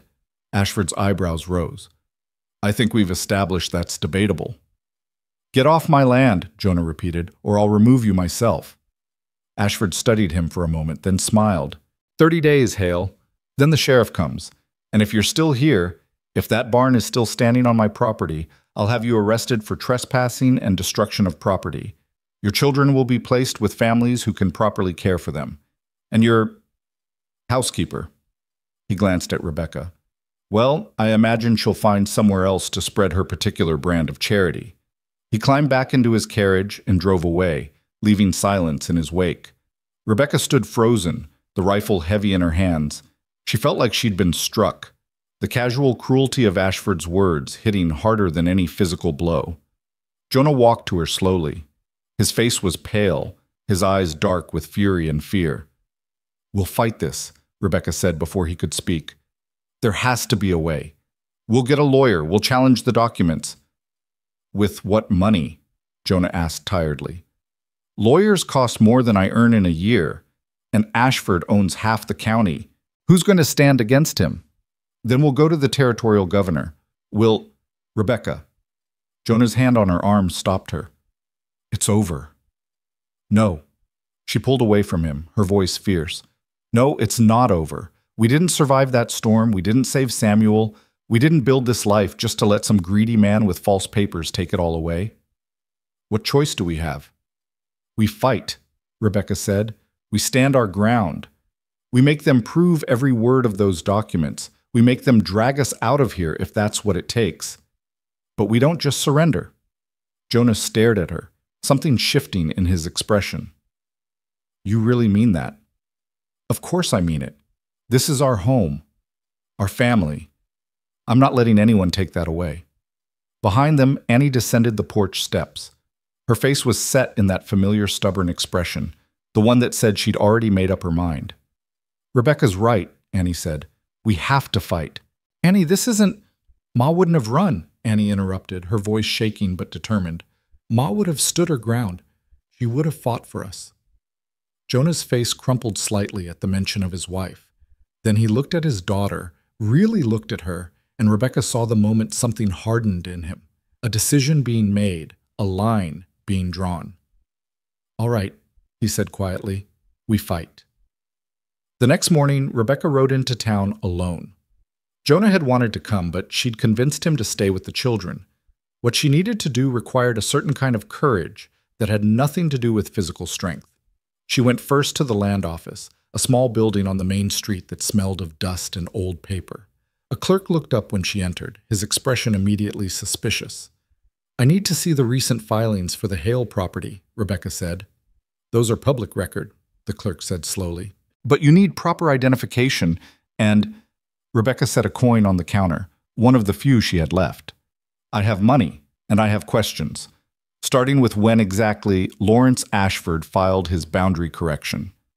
The clerk pocketed the coin and pulled out a ledger. 6 weeks ago, February 15th. "And who approved the correction?" "The land office administrator. That would be—" He paused, his expression going carefully neutral. "That would be Mr. Ashford." Rebecca felt cold settle in her stomach. "Ashford approved his own claim?" "It's legal. He owns the office. He has the authority. But there's no oversight. No one who reviews his decisions?" The clerk shifted uncomfortably. "Not unless someone files a formal challenge, and that requires a lawyer and a fee." "How much?" He named a sum that made Rebecca's hope wither. More money than they could possibly raise, especially now. She thanked the clerk and left, her mind racing. There had to be another way, some leverage she could find, some weakness in Ashford's plan. Her next stop was the boarding house. Mrs. Brennan answered the door, her face hardening when she saw who it was. "What do you want?" "To talk," Rebecca said. "Please, just 5 minutes." Mrs. Brennan looked like she wanted to refuse, but something in Rebecca's face must have moved her because she stepped aside. 5 minutes, not a second more. They sat in the boarding house parlor, stiff and formal, two women who represented everything the other despised. "I know you don't approve of me," Rebecca began. "I know you think I'm destroying Jonah's reputation, corrupting his children, bringing shame to the community, and I can't change your mind about that. But I'm asking you to help anyway." Mrs. Brennan's eyebrows rose. "Help you? After everything?" "Not me. The children, Annie, Samuel, Eliza." Rebecca leaned forward. "Lawrence Ashford is trying to steal Jonah's land. He's using false documents and his position at the land office to claim property that doesn't belong to him. And he's doing it because he knows Jonah can't fight back. If we lose that land, we lose the barn. Without the barn, the animals die. Without the animals, the children starve." "That's hardly my concern," Mrs. Brennan said coldly. "Isn't it?" Rebecca challenged. "You claim to care about morality, about proper behavior, about protecting this community. But you'll stand by and watch children suffer because you don't approve of the woman helping to raise them?" "Jonah could remarry properly," Mrs. Brennan said. "He could find a respectable woman, make an honest arrangement. Then none of this would be necessary. And in the meantime, while he's courting and negotiating and doing everything the proper way, what happens to his children? Who feeds them? Who teaches them? Who keeps them safe?" Rebecca's voice shook with emotion. "I'm doing that. Me, the woman you despise. I'm the one making sure they survive." Mrs. Brennan was quiet for a long moment. "What exactly are you asking me to do?" "Talk to people," Rebecca said. "Tell them what Ashford is doing. Make them see that this isn't about morality or propriety. It's about power and greed. Some of them must have had dealings with Ashford. Some of them must know he's corrupt. If enough people speak up, if enough people demand an investigation—" "No one will speak up," Mrs. Brennan interrupted. "Ashford owns too much. He has too much power. People are afraid of him." "Then they're cowards," Rebecca said flatly. "And so are you if you won't even try." Mrs. Brennan's face flushed with anger. "How dare you? How dare I what? Tell the truth. You wanted me gone from the moment I arrived. You judged me without knowing me, condemned me without cause. And now you have the chance to actually help someone, to do something truly moral, and you're refusing because it would mean admitting you were wrong about me." "I'm not wrong about you," Mrs. Brennan said, but her voice lacked conviction. "Maybe not," Rebecca said quietly. "Maybe I am everything you think I am. Improper, scandalous, a woman who doesn't know her place. But I'm also the only thing standing between those children and complete ruin. And if you can't see past your judgment to help them, then you're not the righteous woman you claim to be. You're just cruel." She stood and walked to the door. Mrs. Brennan didn't try to stop her, but as Rebecca stepped outside, the older woman spoke. "Wait." Rebecca turned. Mrs. Brennan's face was tight, conflicted. "If I help you, if I talk to people, it doesn't mean I approve of your situation." "I know. And when this is over, I still expect proper arrangements to be made." "I understand." Mrs. Brennan nodded stiffly. "I'll see what I can do. But I'm making no promises." It was more than Rebecca had hoped for. "Thank you." She left before Mrs. Brennan could change her mind. Over the next week, something unexpected happened. People began appearing at the house.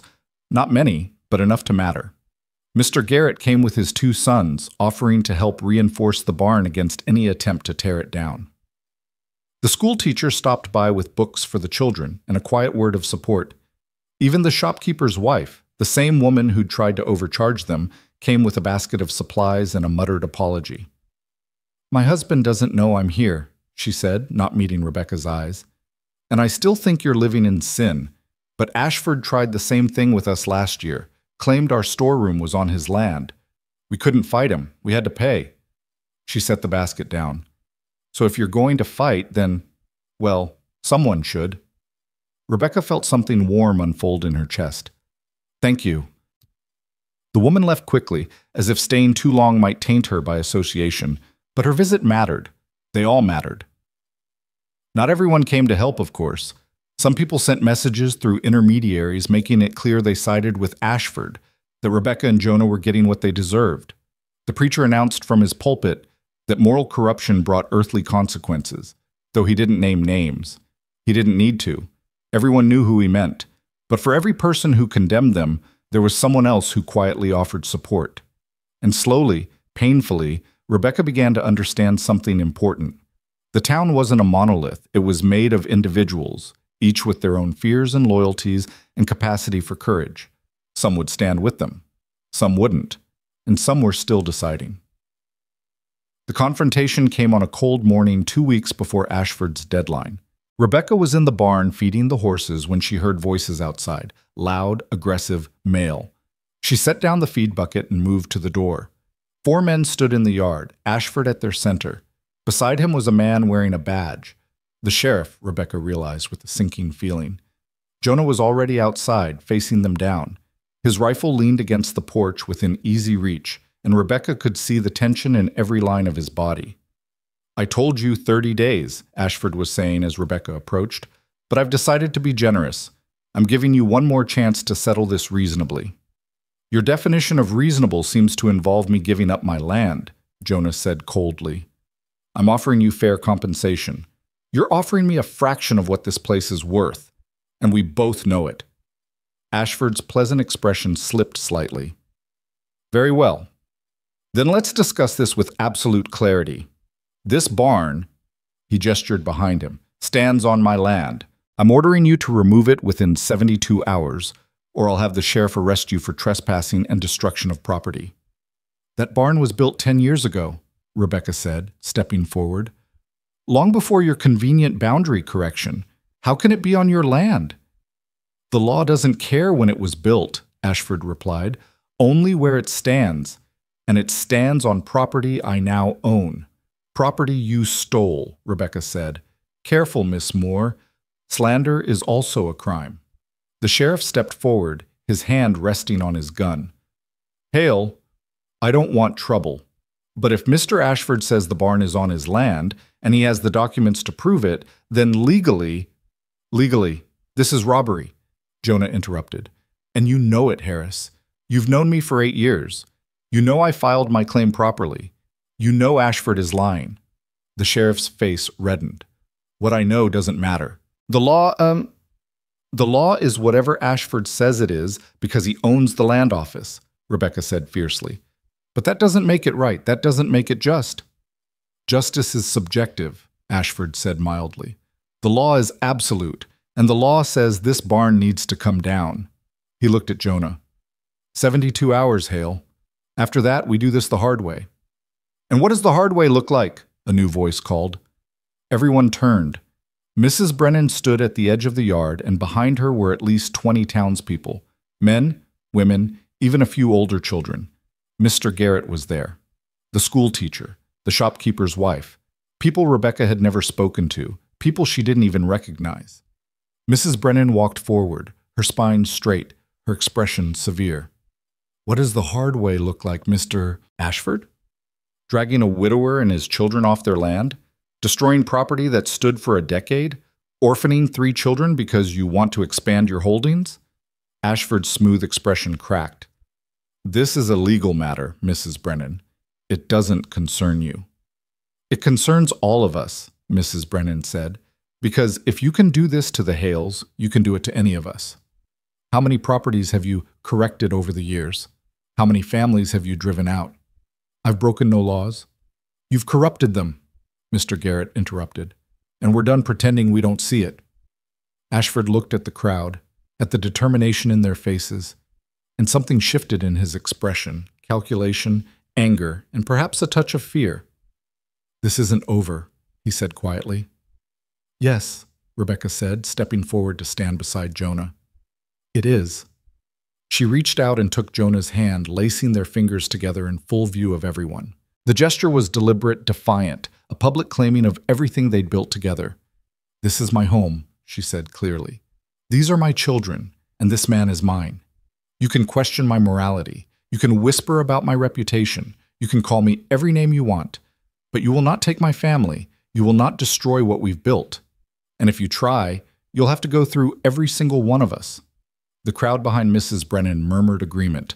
Ashford's jaw tightened. He looked at the sheriff. "Are you going to enforce the law or not?" The sheriff looked at the crowd, at the Hale family, at his own feet. Then he said quietly, "Not today." "What?" "Not today," the sheriff repeated more firmly.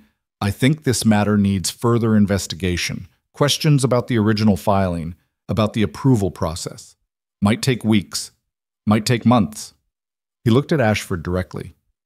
"And until those questions are answered, I'm not removing anyone from any land." Ashford's face went white with rage. "You'll regret this, all of you." "Maybe," Mrs. Brennan said, "but we'll regret standing by and doing nothing more." Ashford and his men left, the silence they left behind heavy with victory and relief, and the knowledge that this was only a reprieve, not a resolution. But as Rebecca stood with Jonah's hand in hers, surrounded by people who had chosen to stand with them despite their own fears, she felt something fierce and unbreakable settle in her chest. They had faced the worst the town could throw at them, and they were still standing, together. The crowd dispersed slowly, people offering quiet words of encouragement before heading back to their own lives and concerns. But the weight of what had happened lingered in the air like smoke after a fire, visible, tangible, impossible to ignore. Mrs. Brennan was the last to leave. She stood with Rebecca at the edge of the yard, her expression as severe as ever, but something in her eyes had softened. "Don't mistake this for approval," she said quietly. "I still think your situation is improper." "I know," Rebecca said, "but—" Mrs. Brennan paused, seeming to struggle with the words. "But perhaps there are different kinds of impropriety, and perhaps some are more forgivable than others." She looked toward the house where the children watched from the window. "Those children need you, that much is clear." "They need a lot of things," Rebecca said. "Stability, safety, a future that doesn't involve watching their father lose everything." "Then you'd better make sure they get it." Mrs. Brennan's voice hardened slightly. "Because mark my words, Miss Moore, Ashford won't forget this. Men like him don't forgive public humiliation. He'll come back, and next time he'll be prepared." "So will we," Rebecca said. Mrs. Brennan studied her for a long moment.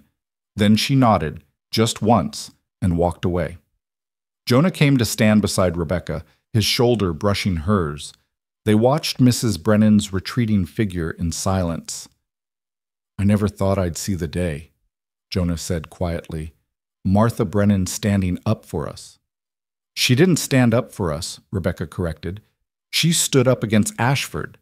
There's a difference." "Maybe, but she still stood." Jonah turned to look at her, his eyes searching.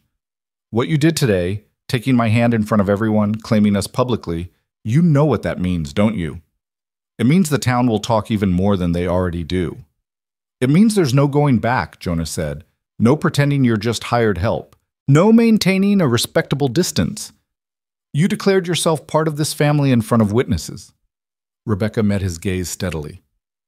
"I know exactly what I did." "And you're not afraid?" "Terrified," Rebecca admitted. "But I'm more afraid of losing you, of losing them."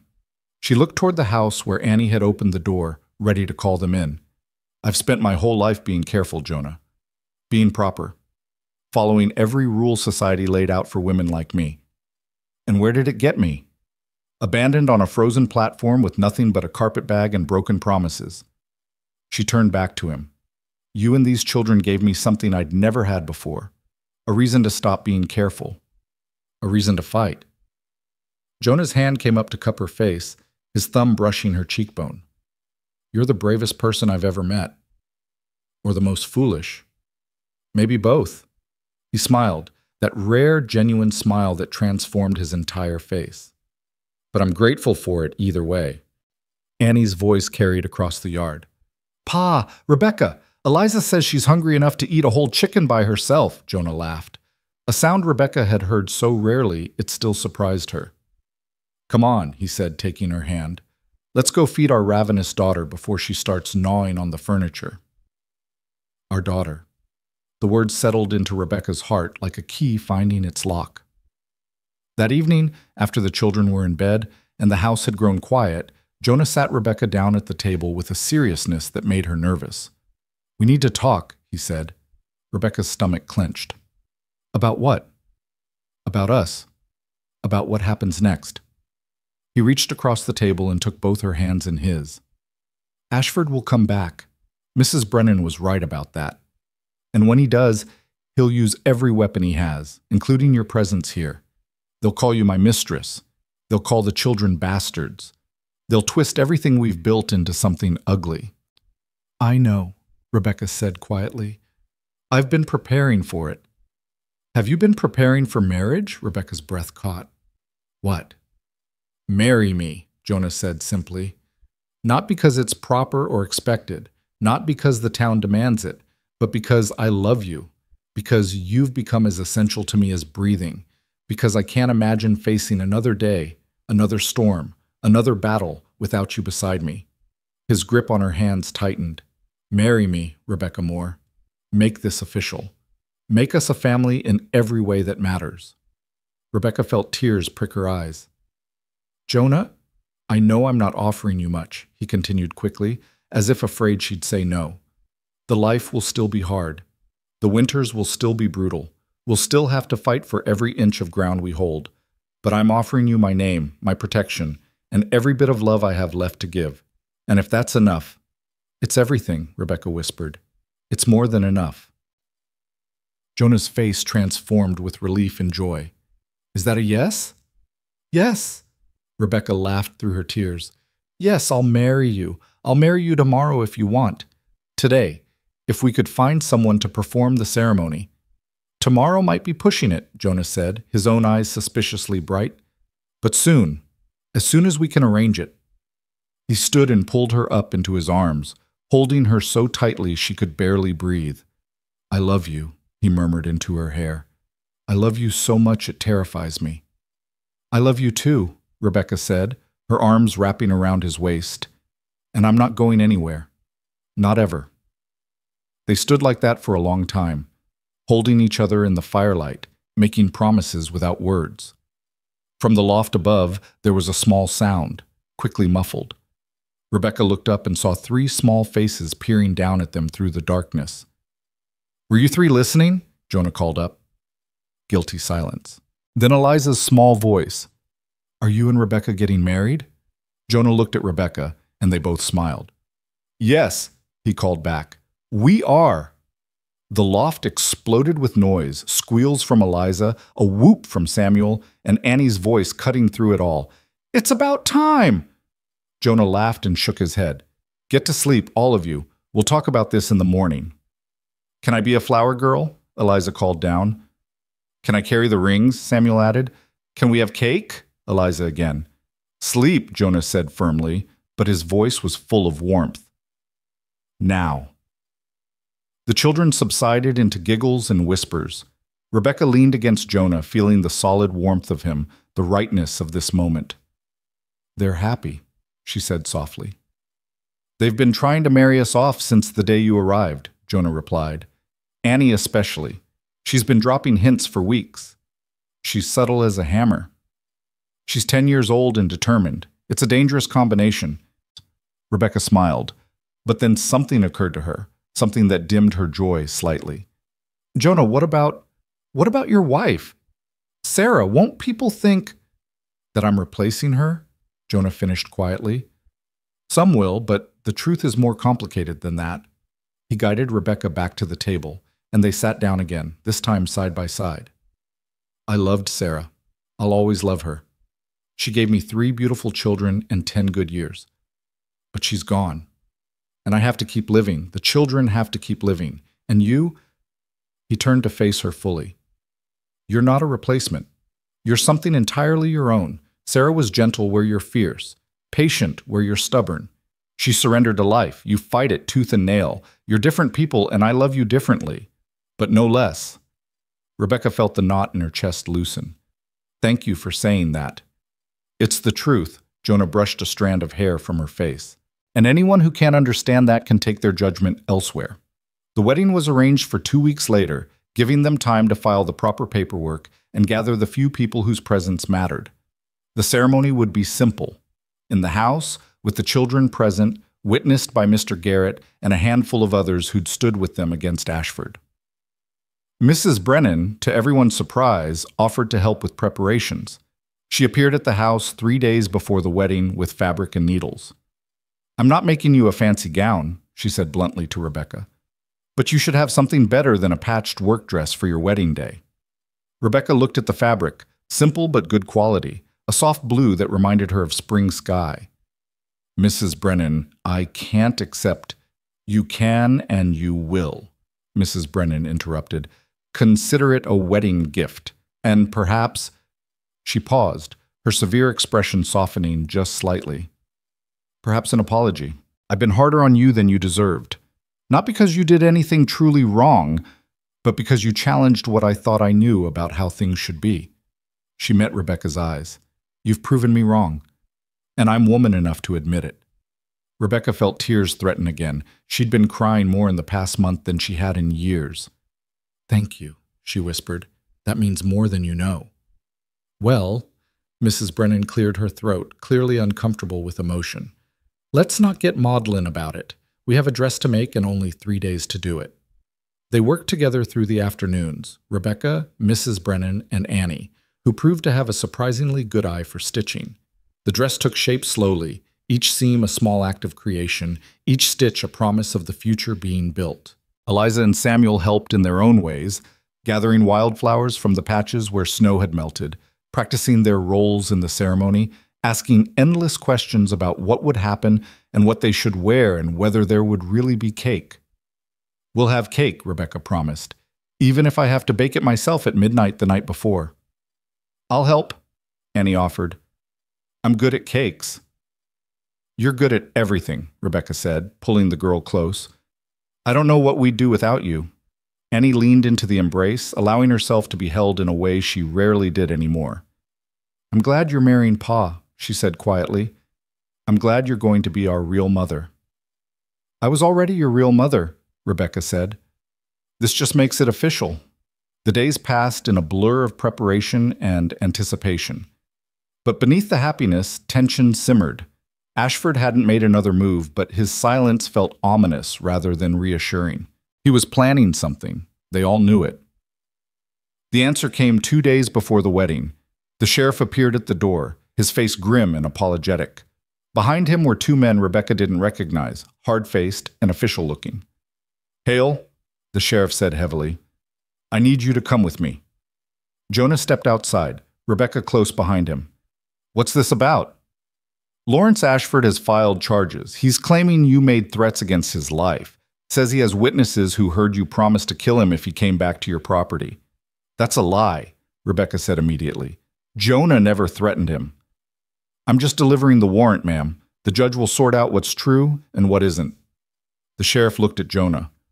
"I'm sorry, Hale, but I have to take you in." "For how long?" Jonah asked, his voice carefully controlled. "Until the hearing. Probably 3-4 days." 4 days. Their wedding was in 2 days. And without Jonah here, without his protection, the children would be vulnerable. Rebecca would be vulnerable. This was Ashford's real move. Not attacking the land, but removing Jonah from the equation entirely. "This is revenge," Rebecca said, "because we stood against him, because people sided with us." "Maybe so," the sheriff said, "but my hands are tied. The charges have been filed. I have to enforce the law." "Then I'm coming with him," Rebecca said. "Rebecca, no." Jonah started. "I'm coming," she repeated firmly. She turned to Annie, who stood on the porch with wide, frightened eyes. "Annie, you're in charge. Take care of Samuel and Eliza. Don't let anyone into the house except Mr. Garrett or Mrs. Brennan. Understand?" Annie nodded, her face pale but determined. "I'll be back soon," Rebecca promised. "We both will." But as they rode toward town in the sheriff's wagon, Jonah handcuffed like a common criminal, Rebecca wasn't sure she believed her own words. The jail was small, cold, and smelled of unwashed bodies and despair. They put Jonah in a cell with 2 other men, one drunk, one sullen and violent-looking. Rebecca was allowed to stay for only a few minutes. "Listen to me," Jonah said urgently, gripping the bars between them. "If I'm not out by the wedding day, you need to postpone it." "No," Rebecca said. Rebecca, no, she repeated. We're getting married in 2 days, with or without you in that cell. I'm not giving Ashford the satisfaction of stopping us. You can't marry me if I'm in jail, Jonah pointed out. Then I'll get you out. Rebecca's voice was hard with determination. I didn't fight this hard to lose now. She left before he could argue further, her mind already racing through possibilities. Ashford had power, yes. He had money and influence, but he also had enemies. People he'd wronged over the years, people who'd been waiting for someone brave enough or foolish enough to challenge him. She just had to find them. Her first stop was Mr. Garrett's house. She found him in his barn, mending tack, and laid out the situation quickly. Ashford's trying to remove Jonah from the picture, she said. If Jonah's in jail, he can't defend the property, can't protect the children, can't stop whatever Ashford tries next. And he can't marry you, Garrett added shrewdly. Which means your position in that household remains legally questionable, which gives Ashford more ammunition. Exactly. Rebecca took a breath. You said you knew about Ashford's dealings, that he'd tried similar things with others. I need names. I need people who will testify about what he's done. Garrett was quiet for a long moment. Then he said, That's dangerous, Miss Moore. People who cross Ashford tend to regret it. I'm already crossing him, Rebecca said, and I'm not done yet. Garrett studied her face, then nodded slowly. All right, I'll give you names, but you need to move fast. The hearing is in 3 days, and if you can't build a case by then, I will, Rebecca interrupted. I have to. She spent the next day and a half riding from farm to farm, house to house, gathering stories. A widow whose land Ashford had claimed after her husband died. A shopkeeper he had driven out of business through predatory contracts. A farmer whose water rights had mysteriously disappeared from public record, only to reappear in Ashford's name. Each story was a piece of a larger pattern, years of corruption and manipulation, all executed with just enough legal cover to seem legitimate. But taken together, they painted a picture of systematic abuse of power. The night before the hearing, Rebecca compiled everything she'd learned into a document, names, dates, specific claims. It wasn't much, it might not be enough, but it was all she had. Mrs. Brennan found her working by candlelight, papers spread across the table. You should sleep, the older woman said. I can't, not until this is done. Mrs. Brennan sat down across from her. What you're attempting is ambitious and dangerous. I know, Ashford won't forgive this. Even if you win, he'll find ways to retaliate. Let him try, Rebecca said grimly. I'm tired of being afraid of powerful men who think they can destroy people's lives without consequence. Mrs. Brennan was quiet for a moment. Then she reached into her bag and pulled out a folder. Then you'll need this. Rebecca opened it and found herself looking at financial records, Ashford's financial records, discrepancies, unexplained transfers, evidence of bribery and fraud. Where did you get this? Rebecca breathed. I have my sources, Mrs. Brennan said primly, and before you ask, yes, these are real. And yes, they'll stand up in court if properly presented. She stood. I told you I didn't approve of your situation, Miss Moore. And I don't. But I approve of corruption and bullying even less. So use those records. Finish what you started. And then, her voice softened slightly, and then marry that man and give those children the mother they deserve. Rebecca looked up at her with tears in her eyes. Thank you for everything. Mrs. Brennan nodded curtly and left. Rebecca worked through the night, organizing evidence, preparing arguments, steeling herself for what was coming. The hearing was held in the town's small courthouse, a building that also served as a meeting hall and occasional social venue. By the time Rebecca arrived, it was already packed. Word had spread, and it seemed like half the county had come to watch. Ashford sat at the front with his lawyer, looking confident and composed. When Rebecca entered, his eyes tracked her movement, cold and calculating. Jonah was brought in wearing shackles, his face drawn with exhaustion and worry. When he saw Rebecca, relief and fear warred in his expression. The judge, an elderly man named Morrison, called the hearing to order. Mr. Ashford, you've accused Jonah Hale of threatening your life. Present your evidence. Ashford's lawyer stood and called 2 witnesses. Men who claimed they'd heard Jonah make threats. Their testimony was smooth, practiced, almost certainly rehearsed. They described in vivid detail how Jonah had promised to kill Ashford if he returned to the property. It was all lies, but they told those lies well. When they finished, Judge Morrison looked at Jonah. "Mr. Hale, how do you respond to these accusations?" Jonah stood. "They're lying, Your Honor. I never threatened Mr. Ashford's life. I told him to leave my property, yes, but I made no threats of violence." "That's your word against theirs," the judge said. "Do you have any witnesses who can corroborate your version of events?" "I can," Rebecca said, standing. "I was there. I heard everything that was said. Mr. Hale made no threats." "And you are?" Judge Morrison asked. "Rebecca Moore. I work for Mr. Hale.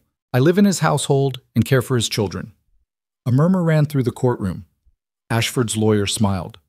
"Miss Moore," the lawyer said smoothly, "you live under Mr. Hale's roof, you depend on him for shelter and income, and you expect us to believe your testimony is unbiased?" "I expect you to believe I'm telling the truth," Rebecca said evenly. "The truth as you see it," the lawyer countered, "but perhaps your judgment is clouded by your personal relationship with the accused." The implication was clear. Several people in the courtroom shifted uncomfortably. Rebecca felt anger rise in her chest, but she kept her voice calm. "My relationship with Mr. Hale has nothing to do with whether he made threats. He didn't. I was there. I heard what was said. And if you're going to question my credibility because I live in his home, then you should also question the credibility of witnesses who work for Mr. Ashford and depend on him for their livelihoods." "That's different," the lawyer started. "How?" Rebecca challenged. "How is it different? Because your witnesses are men? Because they don't live in the same house as their employer? The principle is the same. Bias exists in both cases. But I'm telling the truth, and they're lying. The question is whether this court cares more about appearance or reality." Judge Morrison's eyebrows rose. "Miss Moore, you're remarkably articulate for someone who claims to be simple household help." "I never claimed to be simple, Your Honor. Just honest." A few people in the courtroom laughed quietly. Judge Morrison's mouth twitched, almost a smile. "Very well," he said. "I'll take your testimony into account. But without additional evidence—" "I have additional evidence," Rebecca interrupted. "Evidence that Mr. Ashford's charges against Mr. Hale are part of a larger pattern of using the legal system to attack his enemies and expand his holdings." She approached the bench and handed Judge Morrison the folder Mrs. Brennan had given her, along with her own compiled testimonies. "What's this?" Ashford's lawyer demanded. "Financial records showing years of fraud," Rebecca said clearly. "Testimony from multiple county residents describing similar tactics, false charges, manipulated land records, intimidation. Mr. Ashford has been using his position at the land office and his financial resources to systematically destroy anyone who opposes him." Ashford stood abruptly. "This is a hearing about specific charges, not a witch hunt. Sit down, Mr. Ashford," Judge Morrison said sharply.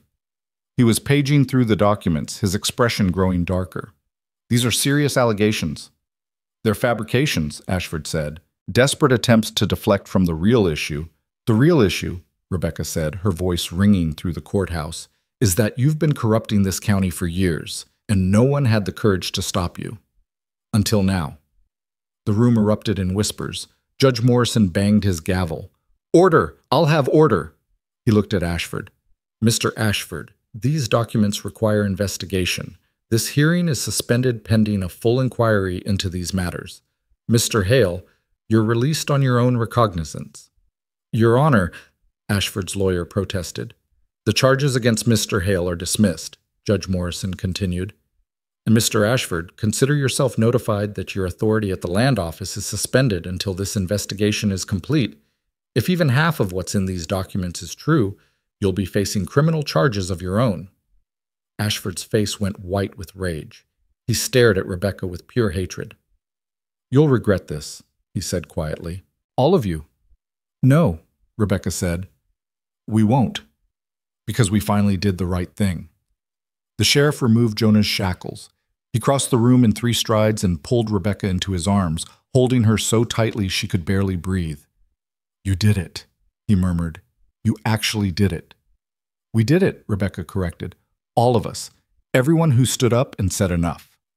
People crowded around them, Mr. Garrett clapping Jonah on the back, Mrs. Brennan nodding with grim satisfaction, farmers and shopkeepers and townspeople who'd lived under Ashford's shadow for too long. They'd won. Not just the hearing, but something larger. They'd proven that courage could stand against corruption. That ordinary people, when they stood together, could challenge even the most powerful adversaries. The wedding took place the next morning, as planned. Rebecca wore the blue dress Mrs. Brennan had helped make, her hair braided with the wildflowers the children had gathered. Jonah stood beside her in his best shirt, freshly shaved, his eyes bright with joy and relief. The house was packed with witnesses, everyone who'd stood with them, everyone who'd believed in them. Annie held Eliza's hand, both girls wearing their Sunday dresses. Samuel stood beside his father, serious and proud, ready to hand over the simple gold band Jonah had traded for 2 weeks ago. The ceremony was simple.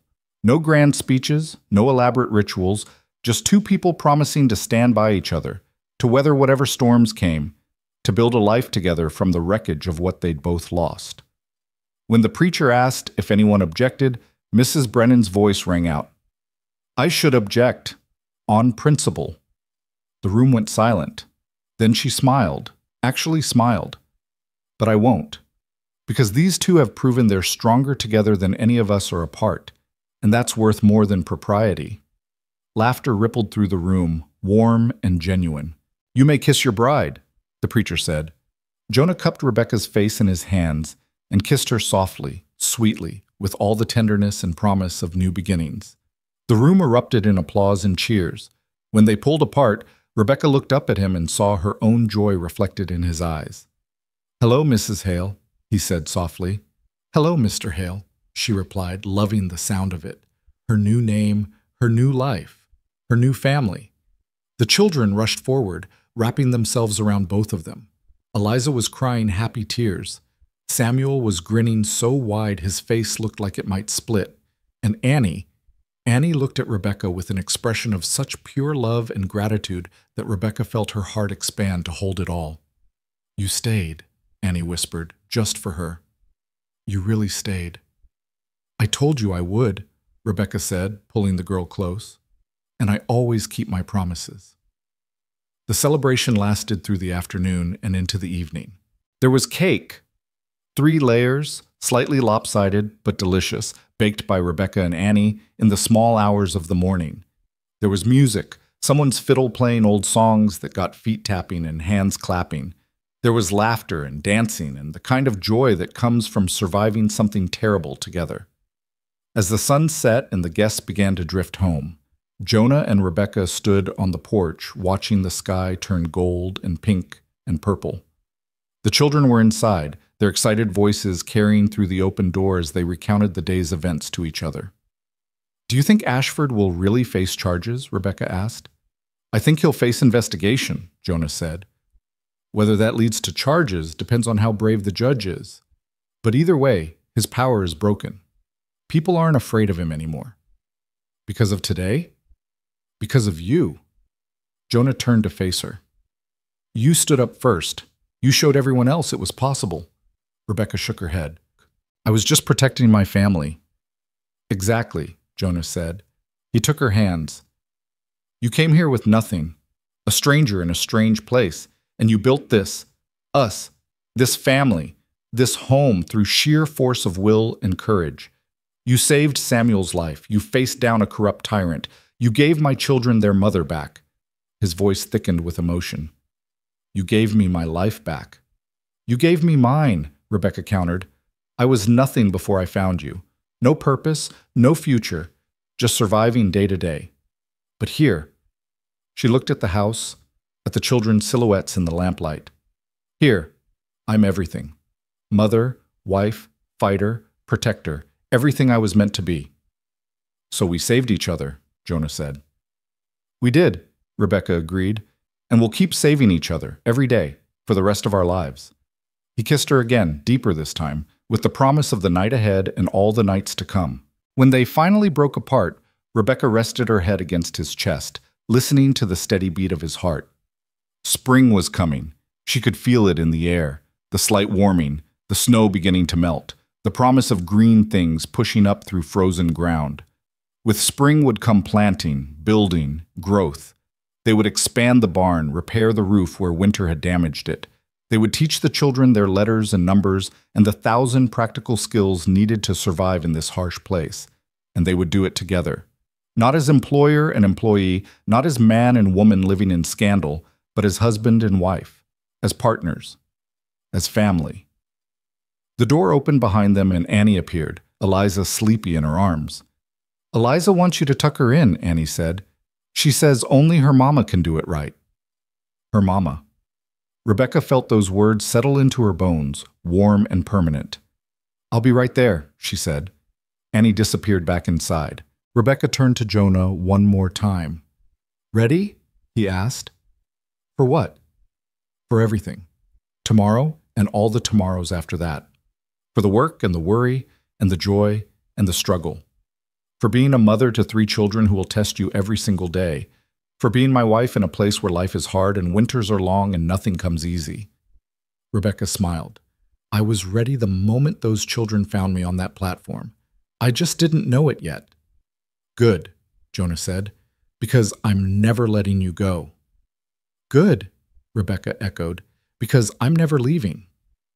They went inside together, closing the door against the cold. Inside, the house was warm, filled with the children's voices and the smell of coffee and cake and home. Eliza reached for Rebecca with small, insistent hands, and Rebecca gathered her close, breathing in the scent of little girl and soap and love. This was what she'd been searching for all her life without knowing it. Not luxury or ease or social acceptance, just this: belonging, being needed, being loved, having a place in the world that was entirely, irrevocably hers.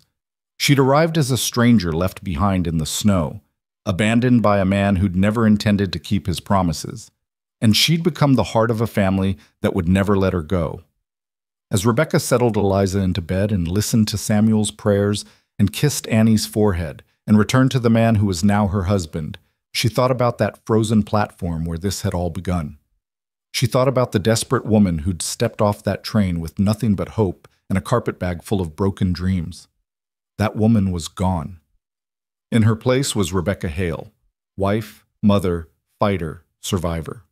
A woman who'd walked through blizzards and faced down corruption and built a life with her own 2 hands. A woman who'd learned that family wasn't about blood or papers or social approval.